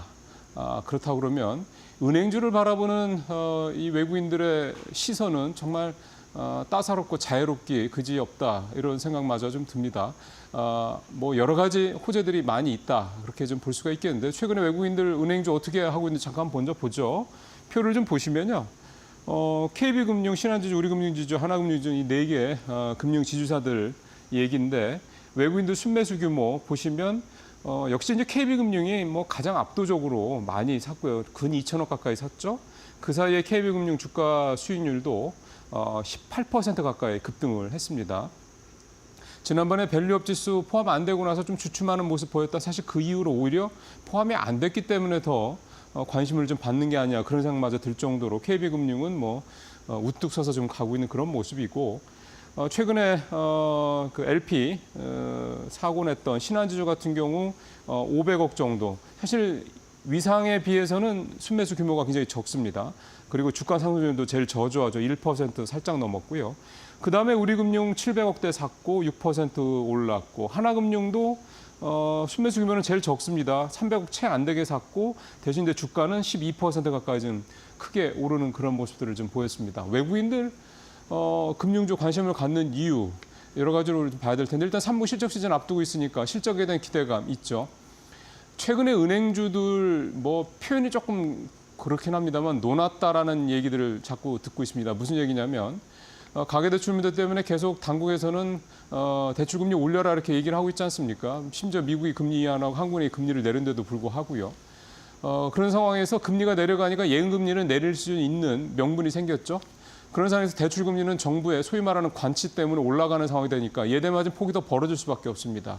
그러니 은행들 돈 뭐 더 많이 벌 수밖에 없는 정말 앉아서 손도 안 대고 코 푸는 격이다. 뭐 이렇게 지적도 합니다만 올해 국내 특히 올해 우리 은행주들 특히 금융주들은 이 수익이 정말 엄청나게 더 역대 최대급으로 나오지 않을까 생각이 듭니다. 이것만 있는 건 아니고요.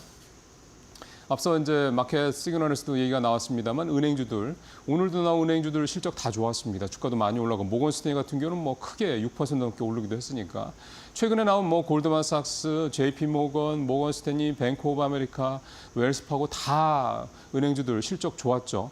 이런 점들에 따른 영향도 당연히 좀 있겠고요.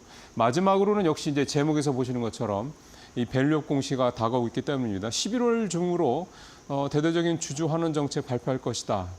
얘기가 좀 이미 발표가 됐었기 때문에 이를테면 이제 뉴스에 뭐 소문에 사고 뉴스에 팔라 뭐 이게 될지는 모르겠습니다만 어쨌든 소문이 워낙 무성합니다.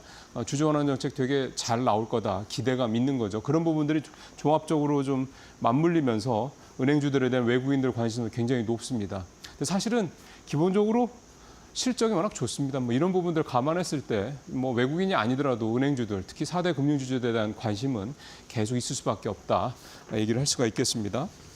자, 또 밸류업 얘기 좀 더 해보죠. 지난달 24일 밸류업 지수 발표되고 30일 날 밸류업 지수 출시하고 계속 뭐 사실 지금까지도 뭐 말은 계속 나옵니다. 뭐 언론에서 이제는 좀 식상하니까 덜 보도가 돼서 그럴 뿐이지. 그러니까 종목 기준 선정도 잘못됐고 들어간 종목들도 왜 저런 데가 들어가고 왜 이런 데는 못 들어가냐 이런 논란, 이런 설왕설래가 계속 되고 있다라는 거죠. 그래서 이제 나온 것도 당국에서도 바꿀게, 편입 종목도 좀 바꾸고 기준도 좀 손 볼게 이제 그렇게 얘기를 했고요. 그러다 보니까 원래 예정됐던 게 9월 말에 지수 출시하고 그 다음에 11월쯤에 ETF 상품, 밸류업 지수 ETF 상품을 이제 시장에 내놓겠다. 이게 원래 스케줄이었지 않습니까? 근데 이렇게 되면은 당연히 밸류업 지수를 먼저 손을 대야 되는 이 상황이 벌어지니까 당연히 11월 달 출시될 예정이던 ETF 상품도 출시가 지연될 수밖에 없다. 이렇게 보는 겁니다. 사실은 ETF 지수, ETF가 뭐 나오는 게 대단히 중요한 거겠습니까? 나와서 정말 많은 투자자들이 관심을 갖고 이 ETF 상품을 사서 주가가 올라가야지 의미가 있는 거겠죠. 표 한번 보겠습니다. 밸류업 지수 발표 후에 밸류업 지수만 보더라도 물론 옆에 있는 코스피나 코스닥보다 지수가 뭐 좀 덜 떨어지긴 했습니다만 그래도 0.75%니까 기대감에 비하면 좋지 않은 겁니다. 결국 이런 상황에서 뭐 ETF 상품을 뭐 11월 달에 예정된 대로 뭐 약속 지키겠다고 해서 굳이 출시하는 게 무슨 의미가 있겠냐 이런 거죠.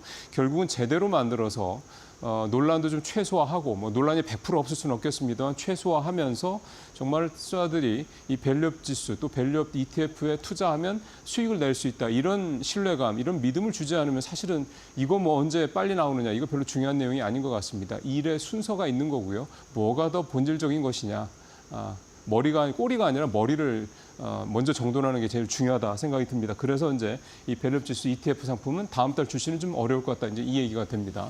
자, 세 번째 이데일리 기사 보시죠.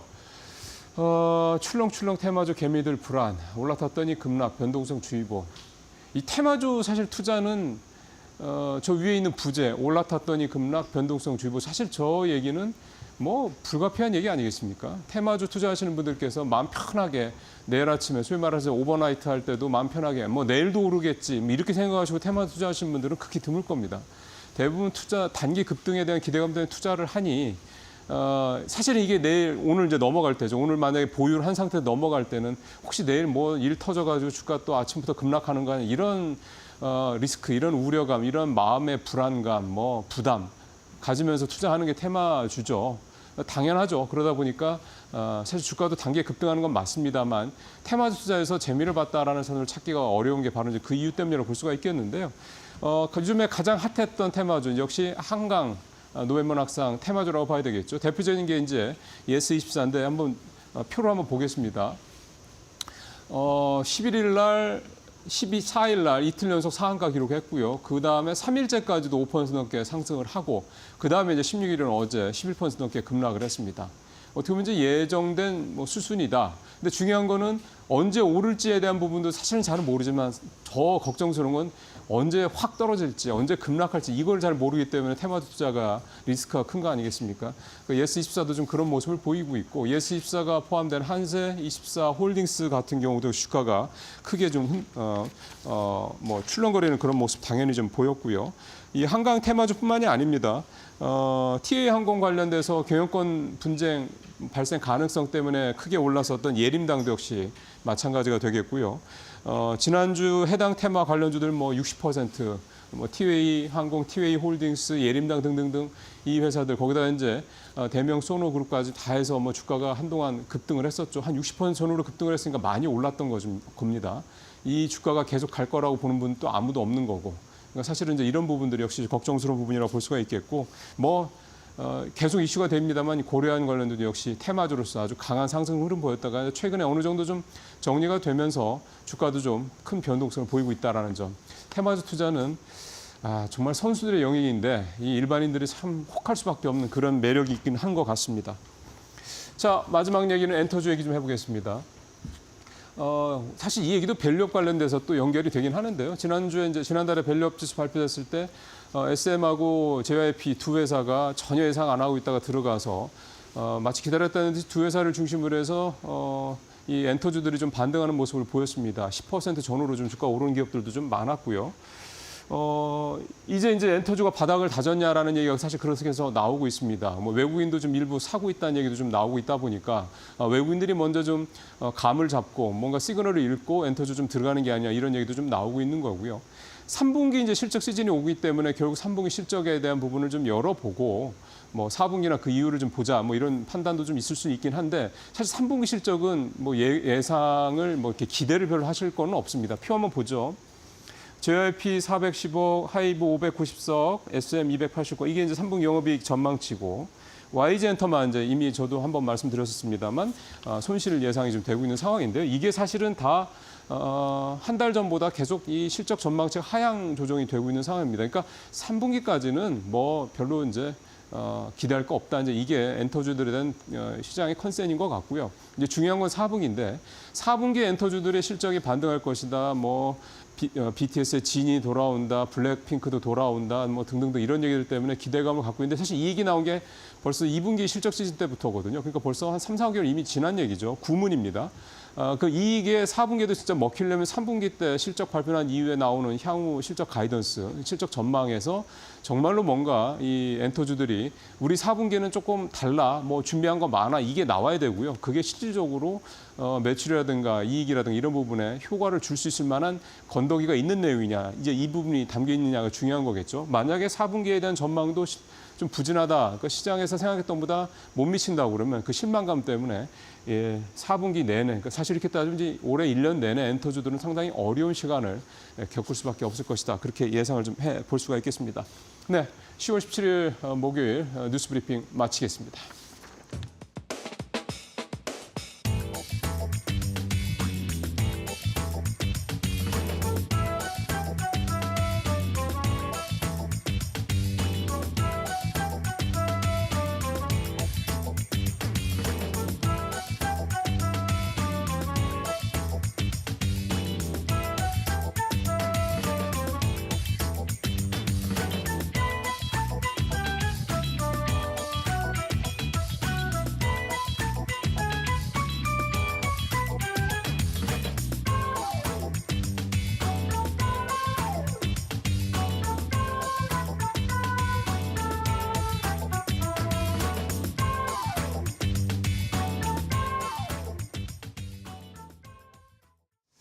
예, 계속해서 마켓 비하인드 시간 가져보도록 하겠습니다.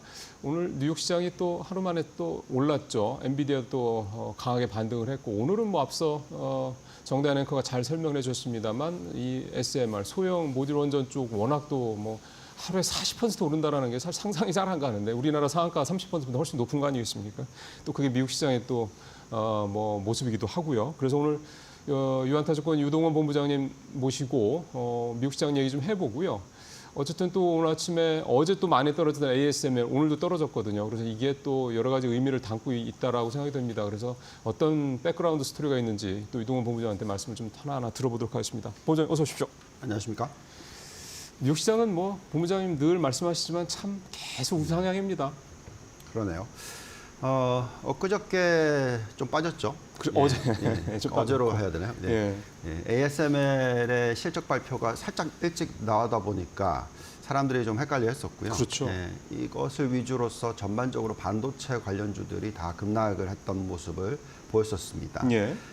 그렇지만 이제 오늘 이제 장 마감되면서 보시면 시장이 반등을 하긴 했어요. 예.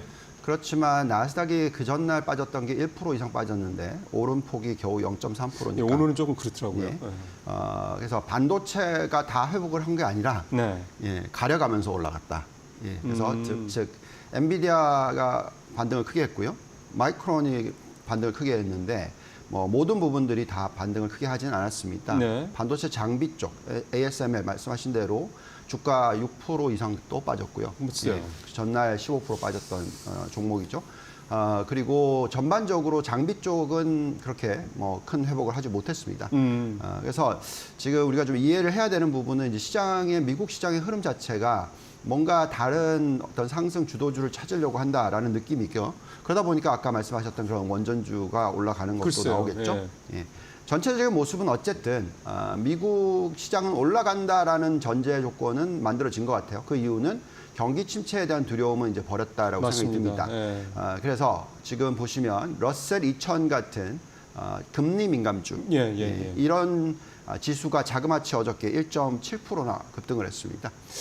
이 중소형주 쪽으로 매기가 좀 흘러가고 있다? 그렇죠. 뭐 그러게? 그래서 전체적인 큰 흐름은 어쨌든 간에 미국 증시에 있어서 상승 추세는 맞는데 네. 도대체 무엇을 사야 되느냐 하는 부분에 있어서는 좀 헷갈려하는 것이 있다. 이렇게 판단을 하고 있습니다. 그러면 지금 말씀하신 대로 명확한 주도주가 없다 보니 뭔가 약간 순환매적인 느낌? 뭐 이렇게 그러니까 다른 쪽에 뭔가 주도주를 찾는 작업 이게 좀 보이고 있단 말씀인데 지금 금융주들 이제 실적 발표 시즌 시작되면서 금융주들이 계속 좋더라고요. 뭐 JP모건부터 시작해서 골드만삭스 오늘은 모건스탠리까지. 그럼 이제 금융주가 본부장님 말씀하신 뭔가 좀 이렇게 좀 갈아탈 수 있는 어떤 그런 섹터다 이렇게도 보여집니까? 저희는 그렇게 추천하고 있지는 않고요. 여태까지는 주도주가 정확했죠. 주도주가 정확했다라는 것은 대부분의 IT 업종이 크게 올랐었고요. 그렇죠. 그 이외의 업종들 보시면은 뭐 개별적으로 오르는 그런 모습이었고 특히 금융주 같은 경우에는 수익률이 별로 좋지가 않았습니다. 그래서 최근에 이제 키 높이 맞추기 정도의 움직임이다 생각하고요. 그 정도. 마찬가지로 러셀 2000 중소형주도 마찬가지입니다. 올해 S&P 500과 그 나스닥 100 같은 경우에 전체 나스닥 지수 같은 경우에 22%나 연초 대비 상승을 했는데 그렇죠. 중소형주는 어제 오르기 전까지만 해도 한 10% 정도 상승했거든요. 절반밖에 상승 못했기 때문에 그런 모습이라 생각하고 있고요. 이런 것은 일시적인 현상이다라고 생각하고 있고 저희는 계속해서 주도주가 우리가 다 알고 있는 주도주가 시장을 계속해서 리드해 나갈 거다라고 예측하고 있습니다. 빅테크, IT주. 그래서 ASML 얘기를 조금 더 오늘 본부장님 오신 김에 조금 더 좀 들어가 봐야 될 것 같아요. 그러니까 어제 말씀하신 대로 15, 6%, 그다음에 엊그제 16, 5, 6%, 오늘 또 6% 넘게 또 급락을 했고.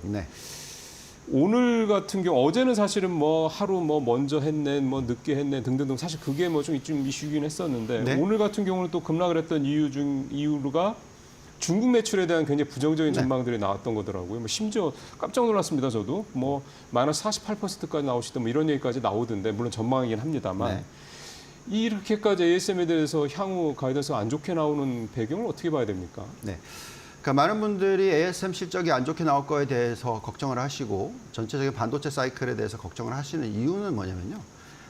전체 업황이 안 좋다 이건 아니고요. 결국 미중 무역 전쟁 또는 네, 미국이 중국의 반도체 굴기를 막으려고 한다라는 부분. 그렇죠. 이게 이제 연결이 돼 있습니다. 예. 그래서 저희는 철저하게 중국의 매출 비중이 높은 기업들을 투자를 하지 않고 있는 전략을 지난 1년 동안에 펴고 있습니다. 예. 그래서 이거는 이미 예측됐던 부분이기 때문에 이런 부분에 있어서 너무 과민하게 반응을 하지 않으셨으면 좋겠고요. 실질적으로 ASML을 들고 있으면 뭐 상대적인 매력도는 충분히 있지만 그래도 우리는 대장주와 가장 매력이 있는 종목을 투자를 해야 되잖아요. 그럼요. 그래서 ASM이 지금 이런 조정을 받고 있는 것은 어떻게 보면은 불보듯 뻔했다. 라고 저희는 생각하고요. 예. 자세하게 좀 들여다보면은 네. 왜 그런 얘기가 나오고 있냐면 지금 3분기에 대한 매출, 그러니까 신규 예약액 이런 게 있어요. 네. 이게 원래 예상했던 게 56억 유로인데 지금 절반이 나왔습니다. 26억 유로. 그러면 너무 크죠. 그래서 차이가. 그런 부분이 지금 반영이 되고 있고 여기 지금 차트 나오고 있는 부분이 지금 오른쪽 보시면은 저게 이제 회색이 뭐냐면 중국 비중이에요. 중국 비중이 워낙 크죠.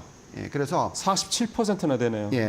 2분기가 49, 3분기가 47로 떨어질 거가 네. 라고. 근데 저게 만약에 매출이 확 떨어진다면 그게 이제 가장 큰 문제겠죠. 그렇죠. 그래서 2025년 연간 매출 규모 예상치가 300억에서 350억 달러 정도 전망되고 있는데 이게 원래 전망치 컨센서스는 327억에서 381억 달러. 굉장히 많이 낮은 숫자인 그러게요. 거고요. 이것도. 여기서 이제 또 걱정스러운 부분은 한국 쪽입니다.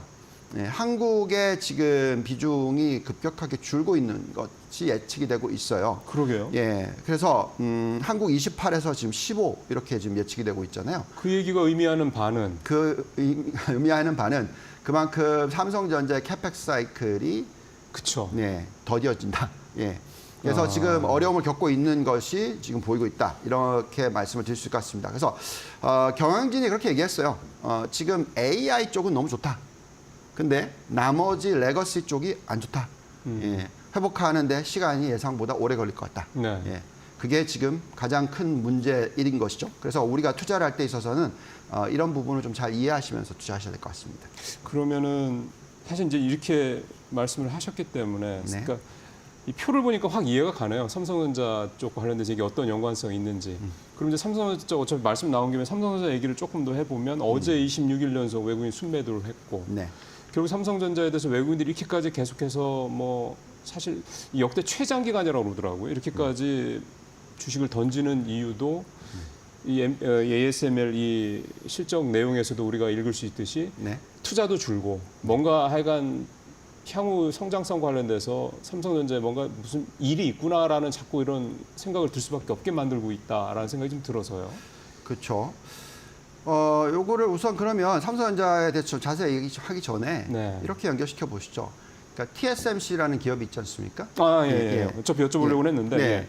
그 TSMC라는 기업이 ASML에 지금 보시면 매출을 구분하면 TSMC가 25에서 30%고 삼성전자가 10에서 15, 인텔이 10%예요. 그래서 지금 결론적으로 얘기하자면 TSMC는 전혀 문제가 없어요. 그리고 저기에 나온 건 뭐냐면 TSMC의 월간 매출 증가입니다. 그래서 TSMC는 계속 매출이 작년 동기 대비해서의 증가 속도가 30%에서 40%니까 변하는 게 없어요. 정말 크게 성장을 하고 있습니다. 그러니까 이번 3분기도 뭐 TSMC는 시장 예상보다 충분히 잘 나올 거다. 그렇죠. 그러니까 ASML의 매출 중에서 안 좋은 부분이 어디냐? TSMC가 아니라 삼성전자와 인텔이라는 거예요. 그래서 지금 삼성전자와 연결이 되는 거고요. 그렇다 보니까 지금 이게 어떻게 구분이 돼야 되냐면 엔비디아와 그 이외에 그러니까 엔비디아 앤 패밀리와 엔비디아와 그 엔비디아에 제외되어 있는 다른 기업들. 완전히 양극화되는 거군요. 이렇게 지금 보시면 돼요. 자, TSMC, 엔비디아, SK 하이닉스. 그렇죠. 근데 지금 현재 연결이 잘 안 되고 있는 게 우리나라 삼성전자인 것이고요. 또 인텔도 마찬가지입니다. 그래서 지금 주가의 흐름을 딱 보시면은 인텔은 올해 연초 대비해서 가장 많이 하락한 S&P 500기업. 그래서 이런 부분들이 지금 시장의 변화를 잘 이해하셔야 됩니다. 그래서 우리가 투자를 할 때 있어서는 특히 이 IT 업종, 반도체 쪽은 워낙 그 라이프 사이클이 빠르기 때문에 이런 부분을 좀 생각하시면서 잘 대응하셔야 되고 투자를 그냥 마냥 뭐 한쪽으로만 하고 있을 것은 아니다. 예, 어떤 사인이 보였다면. 예, 그래서 그런 부분들을 좀 생각하셨으면 좋겠다라고 말씀을 드리겠습니다. 그러면 혹시 이런 흐름, 그러니까 말씀하신 대로 엔비디아 내 패밀리 대 비엔비디아 패밀리 간의 이 굉장히 좀 갈라지는 양극화되는 이런 반도체 업계의 흐름, 이 상황에서 이 사실 다들 뭐 삼성전자 바라보는 사람들 얘기가 HBM만 엔비디아가 공급되면 좀 뭐 이제 살아나는가, 사실 이 얘기들 계속 다 하시잖아요. 네. 혹시 삼성전자가 엔비디아의 HBM 뭐 납품을 하게 된다 공식적으로, 그러면 그게 삼성전자도 이제는 B 패밀리에서 패밀리로 좀 안착을 할 수 있는, 그래서 삼성전자에 뭔가 변화가 올 수 있는 그런 어떤 모멘텀이 될 수 있을까요? 그렇게 되길 바라야죠. 예, 그거는 이제 저는 이제 숫자를 보고 나서 얘기를 하시죠. 근데 뭐 이렇게 생각해 봅시다. 이제 TSMC의 실적이 워낙 좋아요. 네. 지금 아까도 보여드렸듯이 뭐 이 월별로 전년 대비해서 30%, 40% 증가를 하고 있어요. 네. 지금 3Q 전체로 예측되고 있는 게 자그마치 39% 성장입니다. 예. 매출 증가율이. 예. 즉, 그러니까 AI 기반에 있어서, 그러니까 AI 제품 생산에 기반으로 된 이런 성장 모멘텀이 워낙 강하기 때문에 그래요. 예. 즉, TSMC의 주문을 가장 많이 주는 게 당연히 엔비디아고요. 그렇죠. 예. 예. 근데 문제는 이게 파운더리 비즈니스 쪽인데, 문제는 지금 삼성전자가 시장 점유율의 차이가 있잖아요. 예. 예, 그래서 TSMC의 시장 점유율이 점점 올라가고 있고요. 지금 50%포인트 이상이 돼요. 60이 넘습니다. 예. 예. 근데 반면 삼성전자는 20%이던 게 계속 지금 줄고 있어요. 줄고 있고, 예. 예. 맞습니다. 예, 그래서 원래는 우리가 생각했었던 게 이제 쫓아갈 수 있을 거다라고 생각했는데 그러니까요. 예, 그렇지 않은 모습이 좀 안타까운 것이고요. 자, 그러면 이거는 이제 좀 잘 생각해 보시면 이제 양쪽의 문제예요. 그러니까 파운드리의 문제도 있고 메모리 쪽의 문제도 있습니다.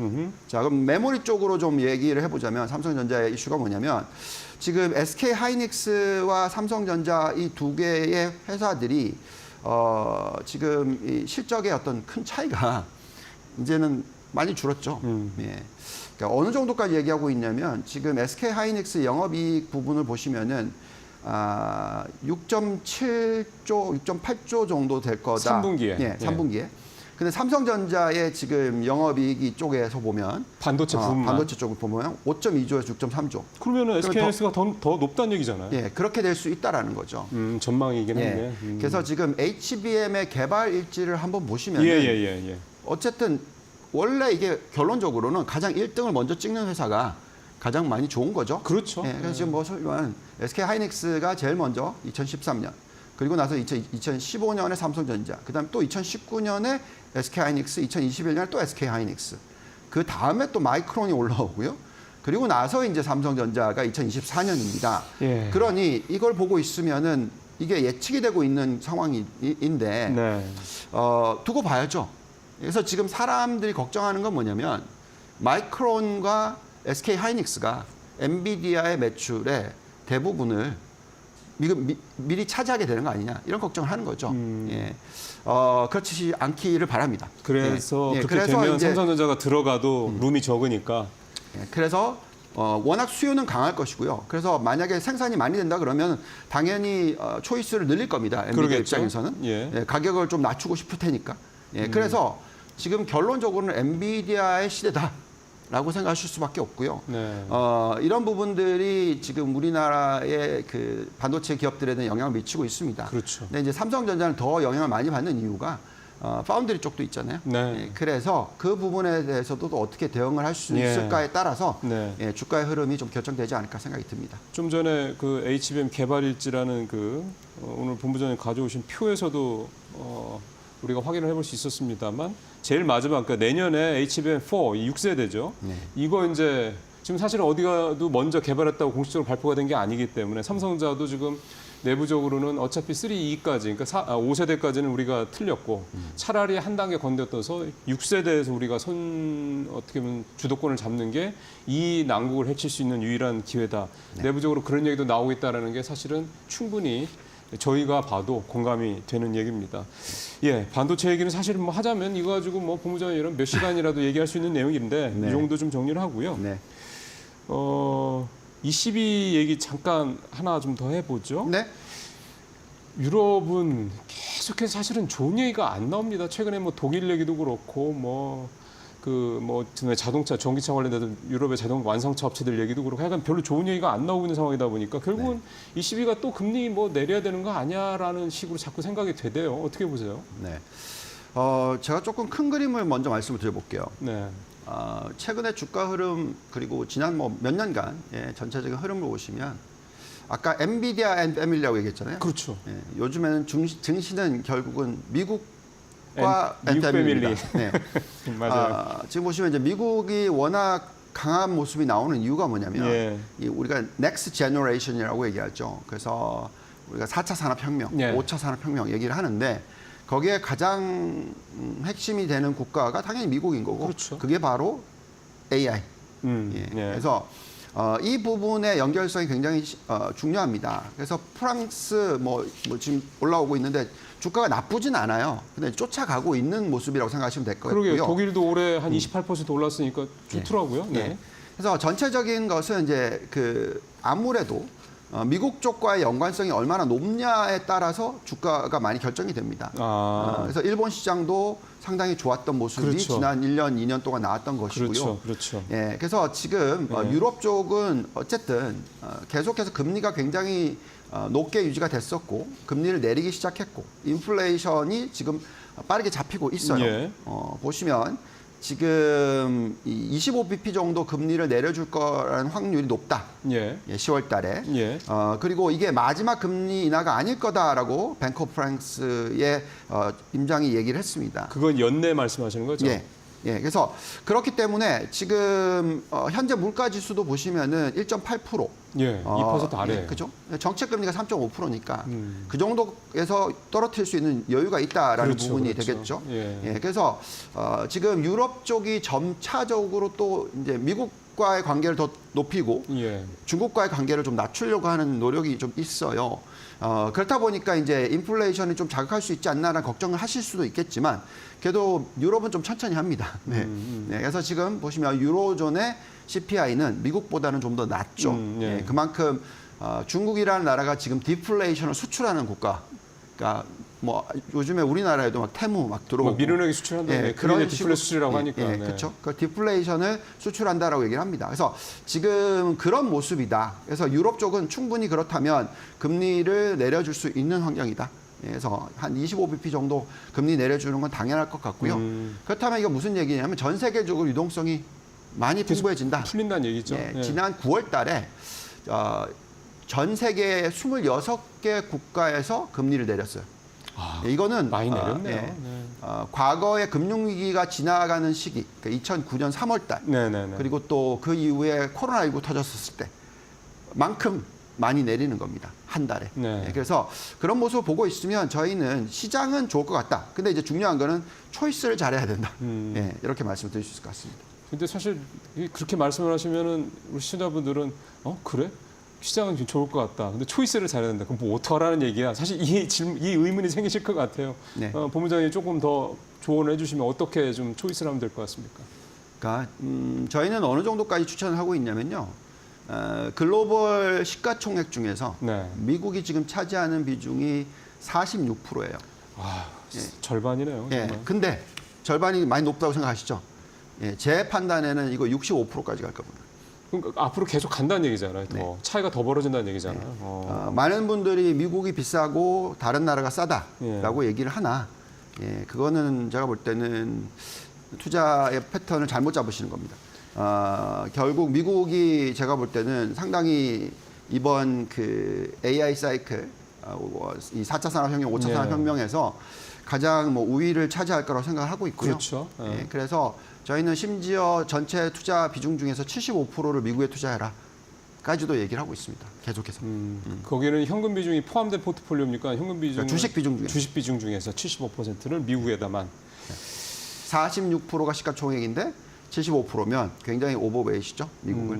그렇게 말씀을 드리고 있습니다. 근데 아마 본부장님 그 말씀에 대해서 나는 그렇게 생각 안 해라고 얘기하실 분이 별로 없을 것 같아요. 지금 사실은 뭐 거의 미국 빼고는 뭐 딱히 보이는 데가 좀 없어서 그러다 보니까 좀 충분히 그런 얘기를 좀 할 수 있을 것 같고 그러면 이제 사실은 이제 늘 이제 본부장님 모시면 요게 아마 많은 분들이 이제 관심을 갖고 듣고 싶어 하시는 분일 것 같아요. 글로벌 자산 배분 포트폴리오. 근데 네. 이게 사실은 이제 핵심이라고 볼 수가 있는데 어떻게 이제 좀 변화가 좀 뭐 있을 건 없을 것 같습니다. 말씀하신 거 들어보면은 네.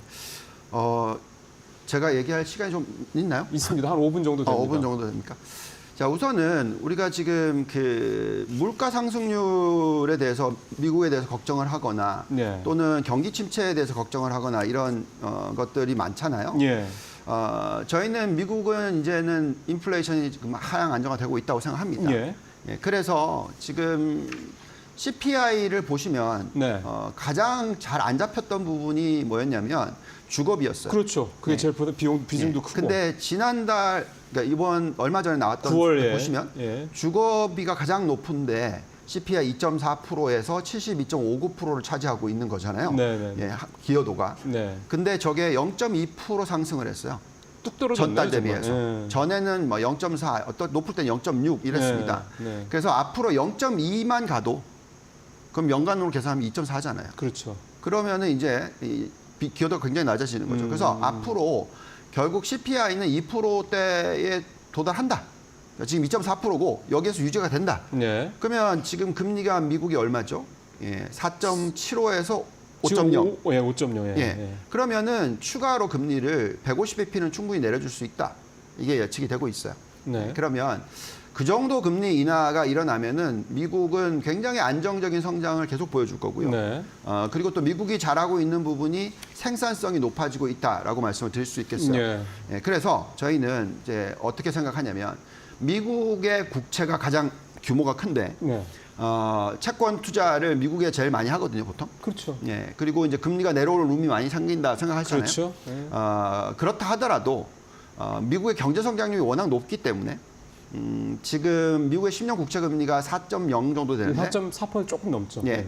3.5 정도까지 떨어지고 더 이상은 안 떨어지고 그렇지만 기준금리는 떨어뜨려 줄 거고 그렇죠. 그래서 정상화되는 과정을 거칠 거다. 그래서 채권을 단기 채권을 투자하는 게 더 낫다라고 생각하고 있고요. 장기보다도 예, 오히려. 장기 채권은 아마 연간 단위로 5%의 수익률을 얻으면 참 많이 얻을 거다. 이렇게 생각합니다. 그래서 주식과 채권 비중으로 놓고 보면은 저희는 8대2 전략을 얘기를 하고 있어요. 예. 그래서 주식을 80, 채권을 20 얘기하는데 그 이유는 채권을 보통 자산 배분을 할 때 6대4 얘기하잖아요. 예. 그래서 채권 40% 들고 가는 게 보통 평균인데 과거에 100년은 그렇게 했었을 때의 평균 수익률이 9%가 나옵니다. 근데 제가 말씀드렸던 게 채권 수익률이 4%, 5%밖에 안 나오면 예. 그거를 40%나 들고 가면 예, 주식에서 정말 수익률을 많이 내야 된다는 거거든요. 그렇죠. 예, 그래서 저희는 예. 그렇게보다는 예. 주식을 80%, 채권을 20%만 들고 가자 이렇게 얘기를 드리는 거고요. 예. 그다음에 이제 말씀드렸던 대로 미국에 대한 비중을 확 들고 가야 된다. 예, 지금 미국에 대한 비중을 75%로 가져가야 되고 그 나머지 이제 미국과 연관성이 높은 기업 예. 국가들 그 일본이겠죠. 예. 그리고 한국도 있고 대만, 베트남, 인도 이런 국가들을 투자를 많이 해야 되는 그런 포트폴리오 그리고 선진국 80%, 신흥국 20%의 포트폴리오를 얘기를 하고 있습니다. 그다음에 이제 또 업종을 얘기를 하자면 네.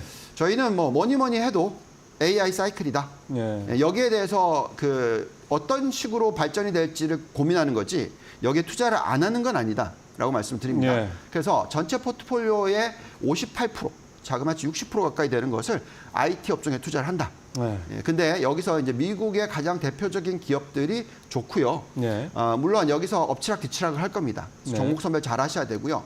그렇지 못하겠으면 그냥 ETF를 활용해서 그렇죠. 예, 예, 예, 그게 미국의 좋죠. 예. ETF를 사시면 될 것 같고 그 이외에도 AI 사이클이 계속해서 가속화되면 될수록 수혜를 받는 업종들이 있죠. 그게 뭐 신재생 에너지, 전기차 뭐 이런 쪽, 전력 문제. 예. 예. 그리고 바이오 예. 이런 쪽이 있을 거고요. 그다음에 제가 금리를 계속 내려줄 거라고 얘기했지 않습니까? 그렇죠. 거기에 따라서 미국은 지금 우리나라처럼 가계 부채 비율이 높지가 않아요. 네, 네. 그래서 주택 쪽이 좋을 것 같습니다. 그래서 미국에 대한 주택 건설 뭐 이런 쪽에 대한 투자를 하시는 게 좋겠고 예. 저희는 여전히 성장주 80% 투자 가치주 투자해야 된다는 사람들이 좀 요즘에 점점 생기고 있는데 왜냐하면 뭐 이런 러셀 2000이라든지 예. 이런 종목들이 올라오니까 금리도 내려가고. 근데 저희는 여전히. 이 AI 사이클이 이제 도입기를 지나서 성장기에 접어들었다. 생각합니다. 예, 그래서 머추어 페이즈가 아니고요. 그러니까 이미 성장이 끝난 게 아니라 네, 네. 앞으로 3년 동안에 급성장을 할 거다라고 생각을 하고 있습니다. 예, 사실은 좀 압도적인 비중이죠.